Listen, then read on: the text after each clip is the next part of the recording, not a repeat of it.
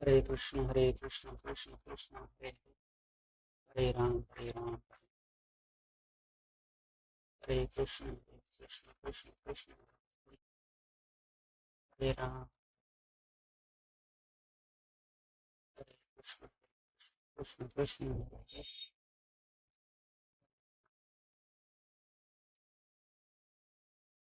कृष्ण कृष्ण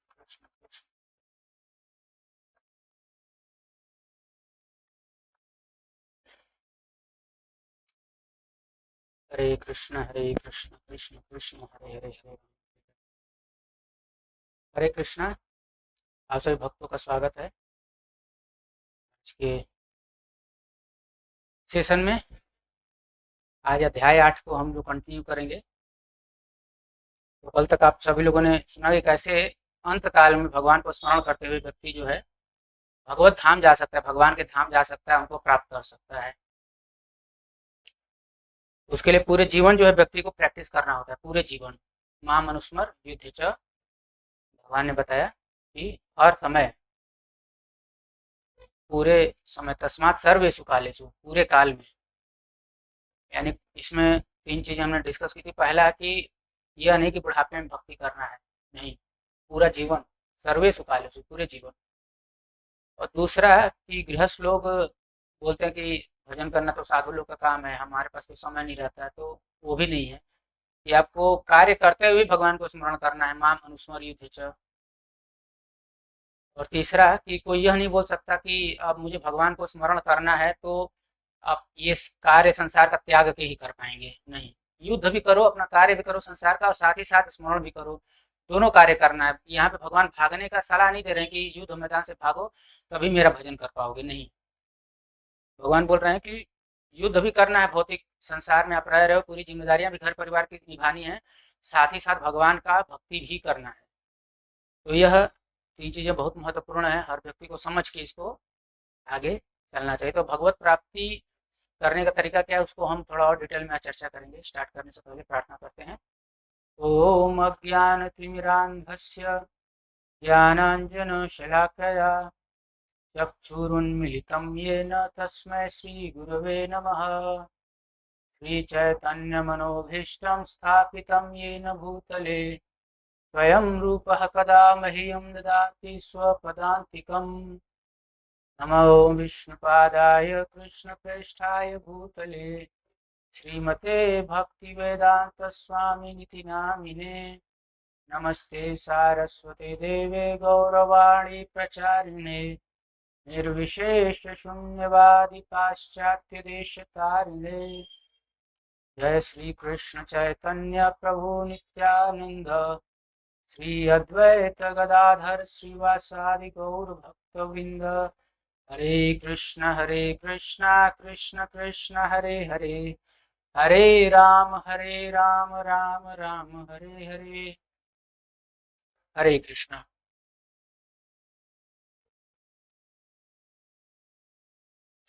तो भगवान को प्राप्त करने का विधि। अभी जो भक्त लोग होते हैं उनके लिए तो भगवान बता दिए कि पूरे जीवन मेरे समर्पित रहो और आराम, बड़े आराम से तुम मेरे धाम आ जाओगे। अभी कुछ लोग जो होते हैं कि जो बोलते हैं भगवान निराकार है, ऐसा है, उस बात को भगवान अगले श्लोक में खंडित करेंगे। बताएंगे कि नहीं, मैं निराकार नहीं हूँ, मेरा एक स्वरूप है। और साथ ही साथ वो स्वरूप का वर्णन भी करेंगे, कैसा है, क्या है, पूरा डिटेल उसके बारे में बताएंगे। और भगवान, मतलब मायावादी लोग जो कि, या निर्विशेषवादी लोग जो कि ओमकार की पूजा करते हैं, ब्रह्म विलीन होते हैं, उनके बारे में भी बताएंगे कि जो ओम ओम उच्चारण करते हैं उनकी क्या गति है। तो आप सभी जानते हैं ये ब्रह्मांड में ओमकार जो है ईथर की एक आवाज रहती है, सब लोग ऐसा बोलते हैं। तो ये वास्तव में जो ओम है, ओमकार, वो ब्रह्म ही है। ब्रह्म के कई पर्यायवाची हैं जो कि डिनोट किया जा सकता है ब्रह्म को उससे। तो ओमकार जो है वो भी निराकार स्वरूप ही है भगवान का। जैसे हरे कृष्ण कृष्ण कृष्ण हरे हरे, हरे राम राम राम हरे हरे, ये भगवान का नाम है। हरे कृष्ण महामंत्र, ये साकार स्वरूप है। भगवान का एक एक नाम जो है साकार स्वरूप है। वैसे ही जो निराकार स्वरूप है वो है ओम, ओमकार।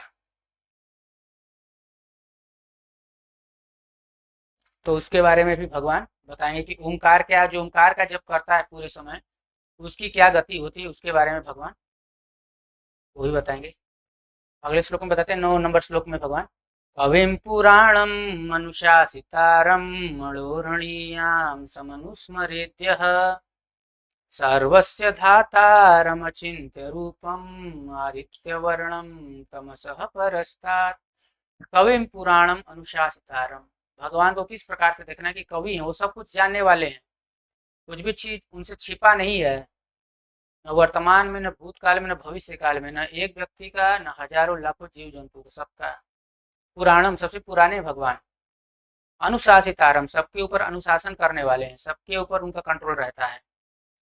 और अणुः अणीयाम, हर एटम में भगवान रहते हैं, अणु से भी अणु हैं, अणु अणीयाम मतलब जो अणु होता है, एटम होता है, उससे भी छोटे हैं भगवान। तो भगवान वही रूप में, मतलब जो अणु वाला रूप है, परमात्मा स्वरूप ही हर कण में भगवान विद्यमान है, पूरे संसार में एक एक कण में विद्यमान है, सबके हृदय में भगवान विद्यमान है, इसी रूप से अणुरणीय समनुस्मृत्य, इस प्रकार से उनको स्मरण करना चाहिए। सर्वस्य धातारम, और सबका मेंटेनर भी भगवान है, सबको मेंटेन करते हैं भगवान। अचिंत्य, अचिंत्य रूपम, और उनका जो रूप है वो अचिंत्य है, मतलब हम लोग कंसीव नहीं कर सकते, तो शास्त्रों के आधार पे ही उनको हम जो है स्वीकार कर सकते हैं। हम अपने भौतिक इंद्रियों से भगवान को हम देख नहीं सकते। तो जो बुद्धिमान रहेगा वो स्पेकुलेशन नहीं करेगा, अपने स्पेकुलेशन से, व्यक्ति मेंटल स्पेकुलेशन से सोचे अपने बुद्धि से मैं भगवान को जान जाऊं, तो नहीं जान सकता। वो अचिंत्य, चिंतन ही नहीं कर सकता इंटेलिजेंस से। अगर मान लीजिए भगवान किसी के इंटेलिजेंस के अंडर आ गए, मतलब इंटेलिजेंस तो बड़ा हो गया भगवान से, यानी जो सबसे बड़ा है वही भगवान है, तो किसी का बुद्धि भगवान कैसे हो सकता है? भगवान तो भगवान कृष्ण है, हमारी बुद्धि के परे हैं, अचिंत्य हैं वो। अगर बुद्धि के सीमा में आ गया मतलब हमारी बुद्धि उनसे ऊपर है, यानी हम ही भगवान हो गए, वो भगवान नहीं रहे, तो इस बात का तुरंत खंडन हो जाएगा। इसीलिए भगवान अचिंत्य हैं, हम अपनी बुद्धि से नहीं समझ सकते, शास्त्र से समझ सकते हैं भगवान को, तो शास्त्र से उनको स्वीकार करना चाहिए। और आदित्य वर्णम, उनका जो वर्ण है, मतलब पूरा सूर्य जो है, उनके प्रकाश के आगे कुछ भी नहीं है। तमसः परः तात, और ये जो तमस भरा संसार, इससे भी परे हैं भगवान, परे हैं, भौतिक संसार से परे। जितना भी ब्रह्मांड में हम देखते हैं, बड़े बड़े ग्रह नक्षत्र हवा में उड़ रहे हैं, ये सब उड़ाने की शक्ति है भगवान में, वही उड़ा रहे हैं। तो भगवान एक व्यक्ति हैं, उनका लक्षण यहाँ पे बताया कि ऐसे हैं, सब कुछ जानने वाले हैं, बहुत पुराने हैं, सबके कंट्रोलर हैं, स्मॉलर देन द स्मॉलेस्ट हैं। और उनका जो शरीर है वो अचिंत्य, उनका रूप जो है अचिंत्य रूप है। तो अचिंत्य रूप समझ के फिर जो चिंतन नहीं कर सकते, तो लोग बोल देते हैं कि जब इनका अचिंत्य रूप है तो ये निराकार ही होंगे शायद, कई लोग ऐसा भी बोल देते हैं। लेकिन भगवान यहाँ बता रहे हैं कि रूप मेरा अचिंत्य है, उसको समझना आसान नहीं है। समझने का आसान नहीं मतलब अपनी बुद्धि से नहीं समझ सकते, लेकिन शास्त्र से तो स्वीकार कर ही सकते हैं। आगे भगवान बताते हैं, प्रयाण काले मनसा चलेन भक्त्या युक्तो योग बलेन चैव भ्रोर्मध्ये प्राणमावेश्य सम्यक सतम परम पुरुषमुपैति चाद्यम। प्रयाण काल में मन को अचल भाव से, मन इधर उधर विचलित न हो, अंत समय में, प्रयाण काल माने अंत समय में, भक्त्या भक्ति पूर्वक, युक्त, भक्ति में एकदम युक्त होकर के, योग बलेन चैव, हमने पूरे जिंदगी जो भक्ति किया उस भक्ति के बल के द्वारा, भ्रूर मध्य प्राणमावेश्य, भ्रू के मध्य में अपने प्राणों को रख के, तम परम पुरुषम उपैत चाहते, उस परम पुरुष के धाम को प्राप्त किया जा सकता है। अब भगवान यहाँ पे एक नया चीज इंट्रोड्यूस कर रहे हैं, जिसको बोलते हैं षट चक्र। तो षट चक्र योग, इसके बारे में बता रहे हैं, कैसे व्यक्ति जो है, योगी जो होता है, जो ध्यान लगाते हैं, उन लोग के बारे में बता रहे हैं। उन लोग को भी भक्ति करना ही पड़ता है, तो वो एकदम सीधे बैठ जाते हैं। फिर बहुत सारी कुंडलियां यहाँ होती हैं, तो कैसे वो भगवान पे कुंडलियों को आश्रित करते हैं, उसके बारे में भगवान जो है यहाँ पे बता रहे हैं। तो भगवान बोलते हैं, यदक्षरं वेद विदो वदन्ति विशन्ति यद्यतयो वीतरागः यदिच्छन्तो ब्रह्मचर्यं चरन्ति तत्ते पदं संग्रहेण प्रवक्षे। यानी कि यदक्षरं वेद विदो वदन्ति, वो अक्षर है जिसको जिसके बारे में वेद भी बताते हैं, और विशंति यद्य तयो वीतरागा, वहाँ वही व्यक्ति प्रवेश कर सकता है जो कि राग यानी आसक्ति से मुक्त हो। आप चाहे योगी बन के भगवान के धाम जाना चाहें, इन लोग की गति जो भगवत धाम की नहीं होती है, इन लोग की गति जो होती है ब्रह्म की होती है। ब्रह्म भी आध्यात्मिक संसार में आता है, लेकिन वो कोई प्लैनेट नहीं होता है, वैकुंठ प्लैनेट में एंट्री नहीं होती है, ब्रह्म ज्योति में वो लोग रहते हैं। तो उसके लिए भी अनासक्त होना ही पड़ेगा। इस संसार में आसक्ति तो संसार छोड़ेंगे कैसे, तो उसके लिए भी राग से मुक्त होना पड़ेगा, बिना राग के रहना पड़ेगा। और क्या, यदि छंतो ब्रह्मचर्यम चरंती, ब्रह्मचर्य का पालन करना पड़ेगा। तत्ते पदम संग्रहेण प्रवक्षित, तब उस जाके उस परम पद को आप प्राप्त कर पाएंगे। वो भी परम पद है, ब्रह्म भी तो साधारण नहीं है, कोई भौतिक इच्छा के साथ वहां नहीं जा सकता। अगर ब्रह्म प्राप्ति भी करना है, ब्रह्मलीन जिसको बोलते हैं, तो भी उसके लिए मुक्त तो होना ही पड़ेगा। इसमें सबसे महत्वपूर्ण चीज है कि अगर षट कर्म करना, कुंडलिनी के माध्यम से जाना है, जो योगी लोग करते हैं, तो ब्रह्मचर्य का पालन करना पड़ेगा। कोई ब्रह्मचर्य का पालन नहीं करता, सोचे कि बिना भक्ति किए, बिना ब्रह्मचर्य पालन किए चला जाओ, तो नहीं जा पाएगा। या तो भक्ति करके जाइए, या तो फिर इस माध्यम से जाए तो ब्रह्मचर्य पूरा जीवन आपको पालन करना पड़ेगा। जैसे मूलाधार चक्र से अपनी चेतना उठा करके फिर ऊपर ले जाना होता है, स्वाधिष्ठान चक्र, नाभि चक्र, इस प्रकार से सबसे ऊपर जो है सहस्रार चक्र, जो कि कमल पुष्प से बोलते हैं, वहां तक ले जाके फिर वहां से मुक्त करना होता है। तो फिर व्यक्ति जो है जिस गति को चाहे उसको प्राप्त कर सकता है। या उस गति को प्राप्त करके वापस आना पड़ेगा, वो भगवान आगे बताएंगे। सर्वद्वाराणि संयम्य मनोहृदि निरुध्य च मूर्ध्न्याधायात्मनः प्राणम आस्थितो योग धारणम। सर्वद्वाराणि संयम्य, अपने जितने भी 9 द्वार हैं सबको कंट्रोल कर लेंगे। मन हृदय निरुद्ध च, मन और हृदय को प्राण, मन को हृदय में और प्राणवायु को सिर पर केंद्रित करके मूर्धनी आधाय आत्मनः, केंद्रित करके मनुष्य अपने को योग में स्थापित करता है। ये भक्ति जो है भगवान के भरोसे होती है, मतलब अपना प्रयास होता है, लेकिन भगवान की कृपा से व्यक्ति पार कर जाता है। इसमें व्यक्ति का खुद का पूरा प्रयास है, भगवान की इसमें वो नहीं है कि भगवान सपोर्ट करेंगे, आपको खुद के बल पे ही पूरा करना है। तो ये थोड़ा डिफिकल्ट इसलिए हो जाता है, कलयुग के जीवों के लिए तो असंभव है ये। और फिर क्या करना है, द्वारों को एकदम संयमित करना है। मरते समय भी आपका एकदम, मतलब ये जो जंगल में रहेंगे तो पूरे द्वारों को संयमित करना है। और फिर भ्रूर मध्य प्राणमावेश, यहाँ पे अपने प्राणों को लगाना है।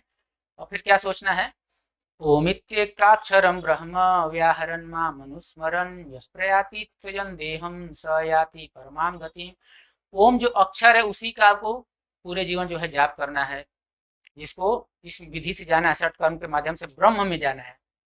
ब्रह्म परमात्मा और भगवान, भगवान सबसे हाईएस्ट है, उसके नीचे जो होता है ब्रह्म, उसके नीचे जो है भगवान, फिर परमात्मा, फिर ब्रह्म। तो ब्रह्मलीन यानी सबसे नीचे वाले में जाना है, तो इतना कठिन है कि आपको फिर ओम का वो करना है, ब्रह्मचर्य का पालन करना है। और आखिरी समय आपको सारी इंद्रियों को जो है 9 द्वारों को जो है संयमित कर लेना है, संयमित कर लेना है। तो फिर व्यक्ति परम गति को प्राप्त करेगा, उसको भी परम गति ही बोलते हैं। ब्रह्म जो है वो ही परम गति है। यहाँ पे जो ओम है, ओमकार, वो ब्रह्म से ही आप समझ सकते हैं। और ब्रह्म जो भगवान का जो निराकार ध्वनि है वो ओम है, ऐसा भी कुछ लोग बोलते हैं। शास्त्रों में तो मैंने नहीं सुना है आज तक, लेकिन कुछ लोग बोलते हैं पूरे ब्रह्मांड का जो ध्वनि है वो ओमकार है। अब पता नहीं कितना सही है, लेकिन ऐसा लोग बोलते हैं। तो इसमें सबसे बड़ी समस्या, कुछ चीजें पालन करनी है। क्या है वो कि आपको राग से मुक्त होना है, यानी आसक्ति से बंधन नहीं रहना चाहिए, और ब्रह्मचर्य का पालन करना है। और फिर ऐसे करते करते अपने प्रयास से फिर आपको भगवत धाम जाना है। इसमें यह एक थोड़ा कठिनाई है कि आप ही का प्रयास है, लेकिन भक्तों के लिए बड़ा आसान है। कैसे, अनन्य चेता सततम यो माम स्मरति नित्यसः तस्याहं सुलभः पार्थ नित्य युक्तस्य योगिनः। अनन्य चेता सततम, कि वो सतत रूप से में, चेतना कहीं और नहीं है उसकी, अनन्य, अन्य माने कि कोई और, दूसरा, अदर, को अन्य बोलते हैं। अनन्य माने कोई दूसरा नहीं, बस यही, एग्जैक्टली यही। तो अनन्य चेता सततम, सतत रूप से अपना मन बिना कहीं हिलाए, जो व्यक्ति माम स्मरति, जो मेरा स्मरण करता है, नित्यसः। अभी देखिए सततम बोल दिया गया, उसके बाद भी नित्यसः बोला जा रहा है। ये समझना है कि बहुत महत्वपूर्ण है कि व्यक्ति हमेशा करे, सतत रूप से करे और नित्य करे। यानी नित्य का अर्थ होता है कि प्रतिदिन करे, रेगुलर बेसिस पे करे और हमेशा करे। सततम नित्यशः। बुढ़ापे में नहीं करना है या केवल जन्माष्टमी जन्माष्टमी नहीं करना है, रामनवमी में नहीं करना है, प्रतिदिन करना है और हमेशा करना है। हमेशा का रेगुलर का अर्थ आप चाहे तो यह भी कर सकते हैं कि सुबह सुबह कर लिया जाए, तो यह भी अर्थ निकाल सकते हैं कि पूरे दिन करें। व्यक्ति की जिस प्रकार की चेतना उस तरीके का इसका अर्थ निकाल सकता है, लेकिन वास्तव में जो महान भक्त होते हैं वो 24 घंटा 24/7 जो है भगवान में उनका मन लगा रहता है, तभी तो अनन्य चेता होगा ना। माला करते समय मन लगेगा और बाकी कार्य करते रहेंगे तो भी मन भगवान में ही लगा रहेगा। एक बार प्रभुपाद जी लेटर लिख रहे थे, कुछ तो किसी को क्लास दे रहे थे, तो एक व्यक्ति, मुंबई की घटना है, उनको किसी ने बताया कि इनके शरीर से हमेशा भगवान का नाम जो है आता रहता है हमेशा। तो वो उसको विश्वास नहीं हुआ, तो प्रभुपाद जी के एक शिष्य थे परम पूज्य गिरिराज स्वामी महाराज, तो प्रभुपाद जी क्लास दे रहे थे, तो पीछे लाके वो पीठ टच कराए प्रभुपाद जी का, तो वो कान लगाया तो पीठ में हरे कृष्ण महामंत्र मंत्र चल रहा था, हरे कृष्ण कृष्ण कृष्ण हरे हरे, हरे राम राम राम हरे हरे। उस व्यक्ति को विश्वास नहीं हुआ कि ऐसा कैसे हो सकता है कि इनके शरीर से हमेशा जो है हरि नाम जप करते रहते प्रभुपाद जी हमेशा। तो अनन्य भाव से हमेशा जो है व्यक्ति शुद्ध भक्त जो है लगा रहता है। ये हाईएस्ट स्टेज है, इतना हम लोग नहीं कर सकते, लेकिन एटलीस्ट प्रतिदिन सुबह सुबह तो कर ही सकते हैं। तस्या हम, ऐसे व्यक्ति को भगवान बोल रहे हैं, सुलभ पार्थ, सुलभ हो जाता हूँ। ऐसे भक्त को भगवान सुलभ होते हैं। कैसे भक्त को? जो कि बिना मन कहीं और लगाए, मन कहीं और नहीं है, भगवान में, बाकी कार्य भले कुछ कर रहा है लेकिन मन उसका भगवान में है, उसके लिए भगवान सुलभ है। नित्य युक्त से योगिना, क्योंकि वो नित्य रूप से भगवान की सेवा में लगा हुआ है, नित्य रूप से। अगर मन भगवान की सेवा में लगा तो हर कार्य जो है भक्ति हो जाती है। कई लोग बोल रहे थे, कुछ लोग, कि कोई पूछ रहा था कि दुर्गा पूजा अभी चल रहा है, नवरात्रि, तो इसमें कुछ शॉपिंग करेंगे तो पाप तो नहीं लगेगा? आप कभी भी शॉपिंग कीजिए, अपने लिए करेंगे तो पाप लगेगा। पाप माने कर्म, उसका कर्म का फल आपको कर्म बंधन लगेगा, लगेगा ही लगेगा। लेकिन भगवान के लिए कर रहे हैं तो नहीं लगेगा। बाकी मौसम कोई भी हो, त्योहार कोई भी चल रहा हो, उससे मतलब नहीं है, लेकिन भगवान के लिए करेंगे। यह सिद्धांत जो है अटल है, यूनिवर्सल है, इसमें कोई टाइम प्लेस का और सरकमस्टांस का रूल नहीं लगता है। जब भी आप करेंगे आपको उसका करना पड़ेगा, कर्म फल जो है देना पड़ेगा। अनन्य चेता का अर्थ एक और है कि व्यक्ति जो है और कोई इच्छा नहीं रखता। जैसे 3 प्रकार के लोग होते हैं, कर्मी, ज्ञानी और योगी। कर्मी माने जो कि अपने कर्म करते हैं, कर्म का अर्थ होता है नौकरी इत्यादि करते हैं। मन में क्या भावना रहती है कि मैं जो है भोग करूंगा, मतलब पैसा आएगा तो मैं इंजॉय करूंगा, धन कमाऊंगा, ये मन में भावना रहती है। इस भावना से जो है वो नौकरी करते हैं, यानी मन में क्या है, पैसा आएगा तो खूब इंजॉय करेंगे अलग अलग रूप में। तो वो भी अनन्य चेता नहीं हो पाएंगे, उनका मन कहाँ लगा है, ऑलरेडी भोग में लगा है। दूसरे तो एक ज्ञानी, जो कि संसार के दुखों को समझ गया और इससे निकलना चाहते हैं। वो बहुत टेंशन, इधर रहने लगा नहीं, अपने को ब्रह्म में जाके लीन होने का है, निर्विशेष में जाके लीन होने का है। तो वो लोग भी जो उनका मन कहाँ लगा, वो इस संसार के दुखों से निकलना है, हमको ये चिंता ये नहीं चाहिए, तो उनका भी अनन्य चेता नहीं हो पाएगा। और फिर आता है योगी। योगी जो है कि मिस्टिक एबिलिटी चाहता है कि उसके अंदर शक्ति आ जाए, हवा में कुछ भी प्रकट कर सकता है। 8 प्रकार की सिद्धियां होती हैं, अष्ट सिद्धि होती है, तो उसको प्राप्त करने की इच्छा होती है उसको। ये किसी को भी अपने बात से जो है वशीभूत कर सकता है, ये मिस्टिक लोग के पास पावर होता है। यानी वो अगर सिद्ध कर लिया ना, शंकर जी को खुश करके, चाहे किसी भी देवी देवता को, तो वो लोग सिद्धि दे देते हैं। हनुमान जी का भी चालीसा में आता है, अष्ट सिद्धि नवनिधि के दाता, तो ये लोग प्रदान कर देते हैं। तो व्यक्ति किसी को भी बात करके अपने सम्मोहित कर सकता है, ये सारी सिद्धियां आ जाती हैं। या एक ही जगह बैठे बैठे आप बोलेंगे कि मुझे रसगुल्ला चाहिए, तो हाथ ऐसे बढ़ाएगा, फिर रसगुल्ला लेके आ जाएगा। आप बोलेंगे मुझको आम चाहिए, आम का सीजन नहीं रहेगा, लेकिन चंद्रमा से आम लेके आ जाएगा आपके लिए, हाथ लंबा करके। ये सारी सिद्धियां होती हैं।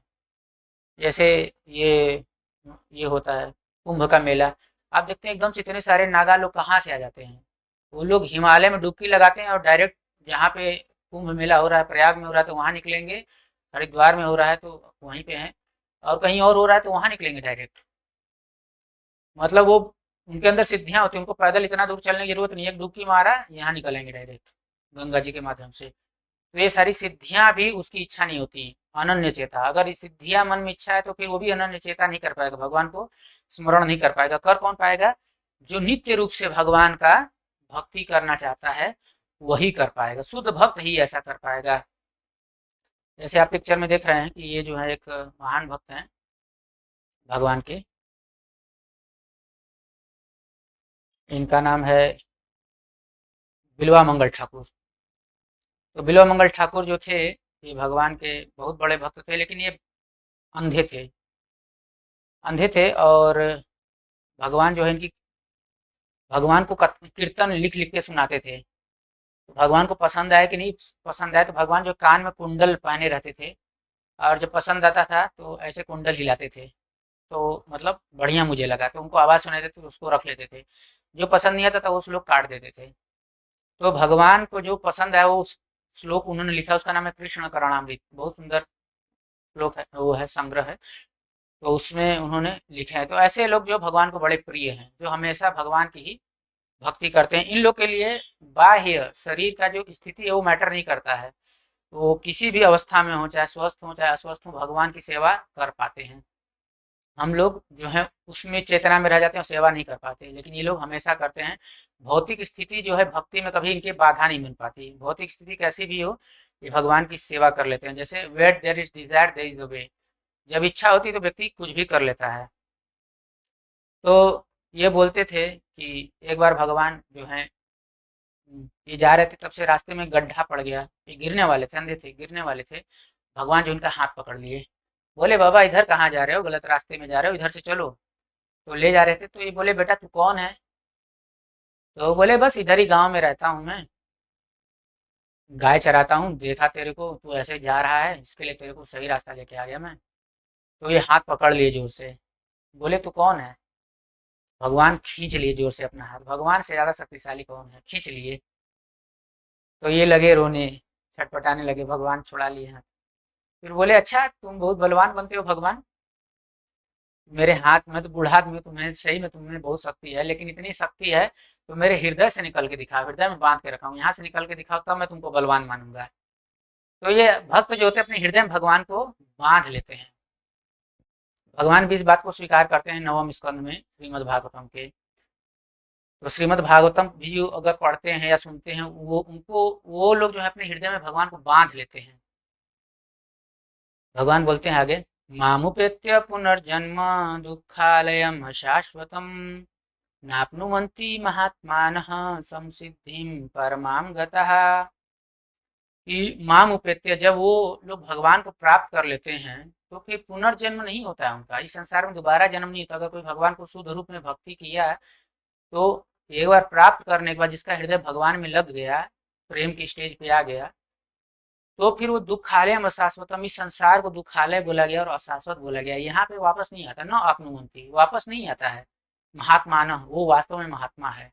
संसिद्धि परमाम गता, परम सिद्धि प्राप्त कर लिया और परम गति को वो चला जाएगा, यानी इस संसार के परे वो चला जाएगा।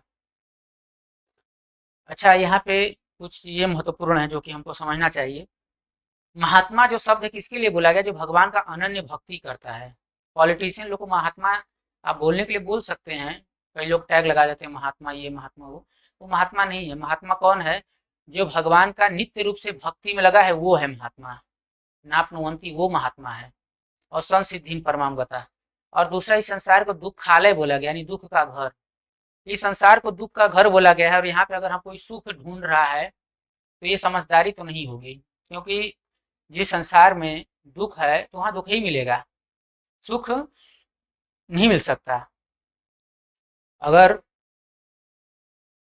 हमको सुख चाहिए तो उसके लिए दूसरे संसार में जाना पड़ेगा, सुखालय में जाना पड़ेगा। ये संसार को भगवान ने नाम दिया है दुखालय, दुखालय। तो दुखालय में हमको दुख ही मिलेगा। जैसे कोई फ्रिज खरीदने गया है दुकान में और साड़ी की दुकान में जाके फ्रिज खरीदेगा तो उसको मिलेगा क्या, नहीं मिलेगा। वो फ्रिज कहाँ मिलेगा, फ्रिज की दुकान में। अगर उधर जाके खोजेगा तो लोग बोलेंगे पागल हो गया ये, इधर आके कोई फ्रिज खोजता है। तो ऐसे हम दुखालय में आए हैं और हम सोच रहे हैं कि हमको यहाँ पे सुख मिल जाए, तो जो भी सुनेगा देखेगा वो बोलेगा ये पगला गया है, का बुद्धि जो है खराब हो गया है। यहाँ पे सुख मिलेगा, भौतिक संसार का नाम ही है दुखालय, दुख का घर है, और यहाँ पे सुख ढूंढ रहा है तो सुख मिलने वाला नहीं है। तो हमको यह बात जब ज्ञान में हो गया कि संसार दुखालय है, तो दुख आने पे आश्चर्य नहीं होना चाहिए। आप साड़ी की दुकान में गए हैं तो वहाँ पे साड़ी तो मिलेगा, पुस्तकालय में गए तो पुस्तकालय ही में मिलेगा, हिमालय में गए तो बर्फ ही मिलेगा। हिमालय में जाके कोई बोले बड़ा ठंडा लग रहा है, अरे तो पहले नहीं मालूम था क्या? आने से पहले पता करना चाहिए था ना कहाँ है वो। तो दुखालय में आए और दुख आता है तो बड़ा आश्चर्य कर देते हैं, तो आश्चर्य नहीं होना चाहिए, बल्कि स्वाभाविक लगना चाहिए कि हाँ भाई ये तो सही बात है, ये तो होना ही है। जो जिसको यह ज्ञान हो गया है उसके जीवन में दुख भी आएगा तो भगवान की भक्ति को छोड़ेगा नहीं। अनन्य चेता सततम, याद कीजिए वही श्लोक को कि वो कुछ भी हो जाए व्यक्ति को, भगवान की भक्ति को त्यागने वाला वो नहीं है। सततम और नित्य सह, कितनी भी अवस्था खराब हो, कितना भी दुख आए, दुख आने पर भी भगवान की भक्ति नहीं त्यागेगा, क्योंकि वो जानता है ये होना ही है। अभी कौन व्यक्ति डिस्टर्ब हो जाता है जो कि उसके लिए तैयार नहीं था? जैसे मान लीजिए हम रास्ते में जा रहे हैं, ऊपर से कोई पानी गिरा दिया, ठंडा पानी गर्मी के दिन में, तो हम डिस्टर्ब हो जाते हैं, अरे पानी कैसे गिरा दिया, अभी बताता हूँ। लेकिन अगर व्यक्ति नहा रहा हो मान लीजिए और पानी ऊपर अपने मग से गिरा है, तो उसको मालूम है ठंडा लगने वाला है सुबह गर्मी के दिन में, तो उसको अच्छा लगेगा, उसके लिए तैयार है। तो जो हम तैयार रहते हैं किसी चीज़ के लिए तो वो चीज़ आता है तो वो हमें दर्द नहीं होता है, लेकिन जिस चीज़ के लिए तैयार नहीं होते हैं और जब वो समस्या आती है तो मन उसको ऑलरेडी 100 गुना कर देता है। 1 किलो के वजन को 100 किलो का वजन महसूस करा देगा। तो इसको बोलते हैं दुखालयम अशाश्वतम। हमको तैयार रहना चाहिए, दुखालय में दुख ही मिलेगा। तो अगर जिसको यह बात मालूम है ना उसको दुख का अनुभव नहीं होगा। दुख आएगा जीवन में, ऐसा नहीं कि जो भक्ति करता है उसके जीवन में दुख आना बंद हो जाता है, नहीं, दुख आएगा, लेकिन एक ऐसा सॉफ्टवेयर भगवान इंस्टॉल कर देते हैं, एक ऐसा शील्ड दे देते हैं कि दुख का अनुभव उसको नहीं होता, कष्ट नहीं होता है। यानी उसको भगवान की कृपा स्वरूप वो स्वीकार कर लेता है। और अशाश्वतम, यहाँ पे आप कुछ भी बना लीजिए, महल बना लीजिए, बैंक बैलेंस बना लीजिए, वो आज है कल नहीं रहेगा।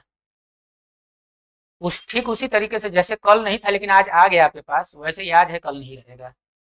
और चाहे सुख हो, चाहे दुख हो, चाहे कोई भी चीज़ हो, वो आज है कल नहीं रहेगा। तो ये संसार जो है, इसका स्ट्रक्चर जो समझ गया वो कभी डिस्टर्ब नहीं होगा। और डिस्टर्ब नहीं होगा, साथ ही साथ भगवान का भक्ति करके यहाँ से निकल जाएगा, क्योंकि इस संसार में बार बार जन्म होता है, बार बार जन्म होगा तो मृत्यु होगा, दुख मिलेगा, बुढ़ापा आएगा, बीमारी आएगा, तो समझ जाएगा संसार ऐसा ही है। व्यक्ति कितना भी धनी हो, जन्म मृत्यु के चक्कर से निकल नहीं सकता। इससे निकलने के लिए कुछ दूसरा धन कमाना पड़ेगा। वो क्या धन है? हरे कृष्णा कृष्णा कृष्णा हरे हरे, हरे राम राम राम हरे हरे। यह महामंत्र का धन कमाना पड़ेगा। खूब गिनते रहिए दिन रात, हरे कृष्णा माला लगा दिए, फिर चालू, जब मौका मिल रहा है तब पैसा गिन रहा है हरि नाम का, वो फिर व्यक्ति जो है भगवत धाम चला जाएगा। कोई पूछे कि उदाहरण है क्या कोई ऐसा? हम तो देखे नहीं किसी को भगवत धाम जाते हुए। तो जाते हैं महात्मा संत लोग जाते हैं, लेकिन कई बार भगवान ऐसी भी लीला कर देते कि व्यक्ति प्रत्यक्ष रूप में देख लेता है। आप लोग संत तुकाराम जी का नाम सुने होंगे, उनका ही यह वीडियो है, इसको देख के आप लोग समझ जाएंगे कैसे व्यक्ति जो है भगवत धाम जा सकता है। पांडुरंगा तिला सुखी थी।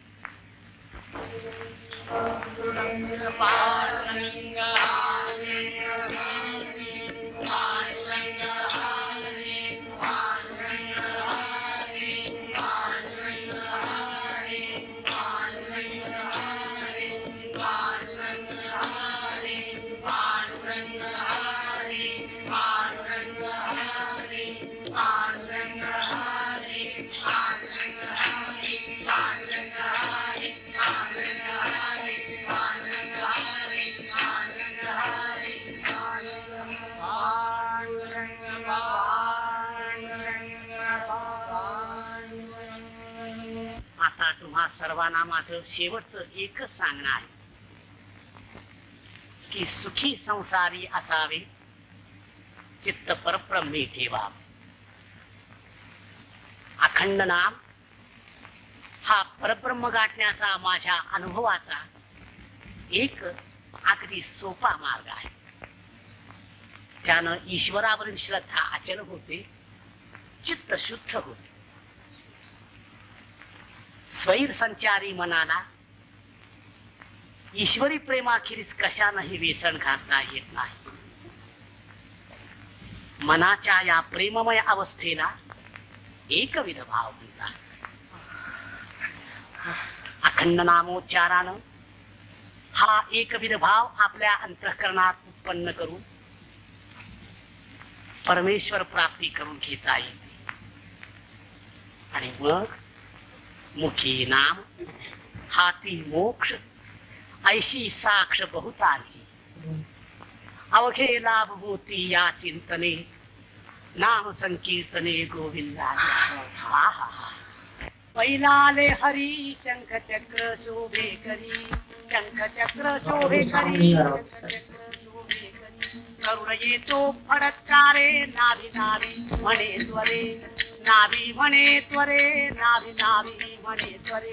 मुकुट कुंडलांच्या दीप्ती तेजे लोपला गवसती, लोपला गवसती तेजे लोपला गवसती. मेघ श्याम वर्ण हरी मोठी डोळस साजिनी, डोळस साजिनी मोठी डोळस साजिनी. चतुर्भुज वैजयंती गळामाळ हे रुळती, गळामाळ हे रुळती, गळामाळ हे रुळती. पीतांबर झळके कैसा उजळल्या दाही दिशा, उजळल्या दाही दिशा, उजळल्या दाही दिशा. तुका झाला से संतुष्ट घरा आले वैकुंठ पीठ, आले वैकुंठ पीठ घरा आले वैकुंठ पीठ. पांडुरंग हरी जय जय पांडुरंग हरी जय जय पांडुरंग हरी जय जय पांडुरंग हरी जय जय पांडुरंग. पांडुरंग पांडुरंग पांडुरंग पांडुरंग. आम्ही जातो आमच्या गावा, आमचा राम राम जावा, राम राम जावा, आमचा राम राम जावा.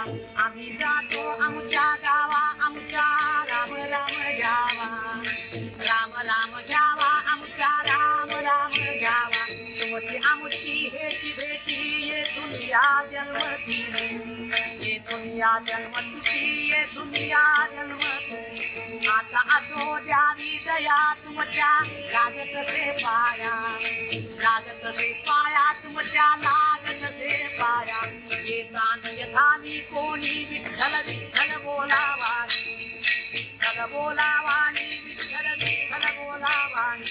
रामकृष्ण मुखी बोला तुझा जातो वैकुंठाला, जातो वैकुंठाला, तुझा जातो वैकुंठाला. पांडुरंग हरे, पांडुरंग हरे, पांडुरंग हरे, पांडुरंग हरे, पांडुरंग हरे, पांडुरंग हरे, पांडुरंग हरे.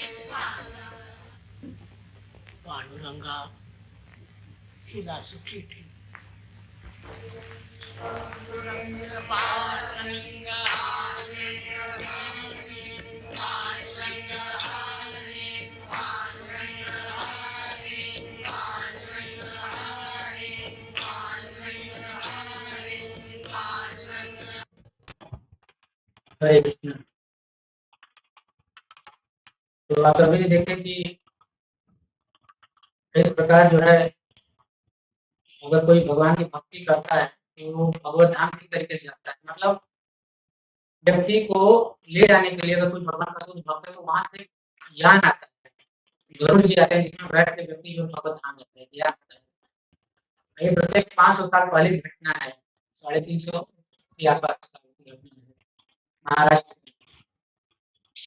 तो वो बोल रहे हैं कि मैं जाऊं भगवान के धाम, वो अपने गांव जाने की बात कर रहे हैं। तो उनका जो गांव है गेहूं वहां का कर रहे हैं, वो भगवत धाम जो वैकुंठ है वही हमारा वास्तविक धाम है, हमारा जो असली घर है वैकुंठ में। हम लोग वहां से यहाँ आए हैं, वास्तव में यहाँ हमारा घर नहीं है। यहाँ तो हम लोग एक एलियन है जो कि आए दिन नया नया घर ढूंढते रहते हैं, इस जन्म में ये घर ये जगह, अगले जन्म में कहीं और जन्म लेते हैं, बार बार घर बदलते हैं। जैसे पर्यटक होता है, कभी यहाँ शहर में कभी वहाँ, वैसे हम लोग यहाँ एलियन व्यक्ति हैं, हम लोग हैं कहीं और के, वापस अपने उस धाम जा रहे हैं, उस घर जा रहे हैं। तो तुकाराम जैसे महान संत आते हैं बताते हैं कि हमको यहाँ से जाना है, और उनके लिए देखिए साक्षात प्लेन आया है उनसे, तो सबके लिए आता है। उनके लिए स्पेशल था कि वो इसी शरीर में चले जाए, बाकी लोग को इस शरीर त्याग के जाना पड़ता है। इंसान तुकाराम इतने महासंत हुए कि वो शरीर इसी शरीर के साथ भगवत धाम चले गए। ऐसा बहुत कम होता है, एक दो महाराज गए थे सतयुग में, तुकाराम जी गए थे। तो भक्ति का बड़ी महिमा है। और फिर क्या होता है, भगवान का धाम प्राप्त करने में दोबारा जन्म नहीं होता है। भगवान बोलते हैं ब्रह्म भुवनालोकः पुनरावर्ति मामुपेत्य कौन्तेय पुनर्जन्म विद्यते। आप ब्रह्म होना होता है। ब्रह्मलोक से लेकर के नीचे के जितने भी लोग हैं हर जगह तक क्या है, पुनरावृत्ति में जीवन।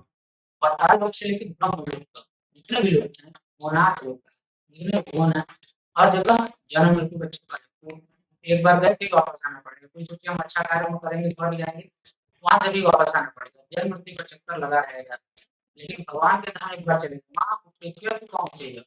एक बार भगवान को प्राप्त कर लिए, भगवान बोल रहे हैं पुनर्जन्म ना हुई तो उसको पुनर्जन्म की चक्कर में पड़ना नहीं पड़ेगा। यानी परमानेंट आपका जो है समस्या सॉल्व। खाने पीने के लिए अब रोज नौकरी करने की जरूरत नहीं। एक बार भगवत धाम चले गए, पेड़ से भी मांगे तो वहां पे सब कुछ चिन्मय है। चिंता मणि प्रकार सब सुकल्प इच्छा रक्षा विदेश पूर्व लक्ष्मी सहस्रशत संभ्रम से रमानम गोविंदमादिपुरुषम तमहं। यानी कि वहां पे एक एक कण जो है वो चिन्मय है, जो पेड़ है वो कल्प वृक्ष है। आप उसकी कल्पना कीजिए, तुरंत पूरा कर देगा। हर चीज बहुत दिव्य है। आपको वहां पे LIC करवाने की जरूरत नहीं है, सब कुछ सिक्योर है। नो एक्सीडेंट, किसी प्रकार का एक्सीडेंट नहीं होगा, बुढ़ापा नहीं आएगा, बीमारी नहीं होगा किसी प्रकार का, खांसी जुकाम बुखार कुछ नहीं।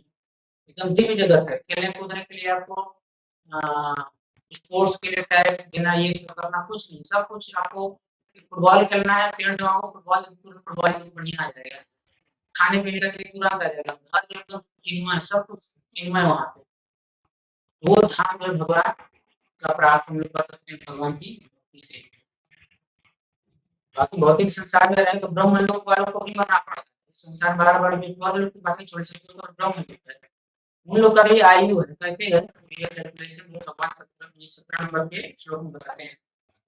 सहस्त्र युग पर्यंतम भाग्य ब्रह्मणो सहस्त्र युग माने 1000 युग को मिला लीजिए पर्यंतम, उसको अह अह माने दिन बोलते हैं। और यह ब्रह्मणो विदुषी, विद्वान लोग इस बात को जानते हैं कि ब्रह्मांड का जो दिन है 1000 युग के बराबर होता है।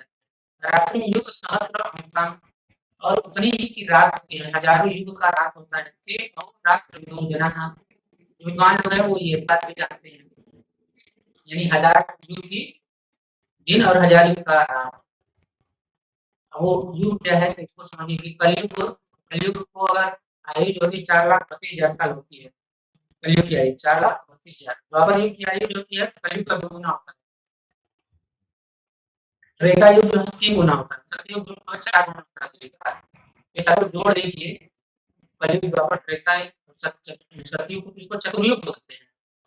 तो एक चतुर्युग को जो है कितने का हो गया, कलयुग का 10 गुना हो गया। 10 गुना यानी 43 लाख साल हो गए। उसी को दिव्य युग भी बोलते हैं, कोई युग चक्र भी बोलता है, कोई महायुग भी बोलता है, कोई चतुर्युग भी बोलता है। तो ये एक युग यहाँ पे युग शब्द यूज किया गया है कि सहस्र युग के बराबर इतने यानी 43 लाख का सहस्र। इसमें 1000 गुणा कर दीजिए तो ब्रह्मा जी का 12 घंटा, इसमें और 1000 दिए तो 12 घंटे की रात।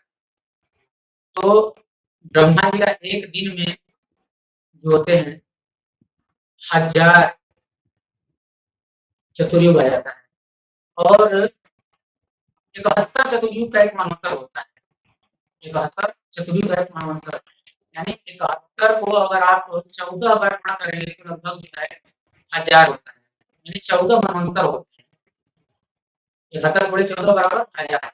1000 चतुर्युग में 14 मनवंतर होते हैं। 14 मनवंतर हैं 71 चतुर्युग के लिए। तो इस तरीके से समझिए ब्रह्मा जी का जो एक दिन होता है उसमें 14 मनवंतर होते हैं और 15 संध्या काल होती है।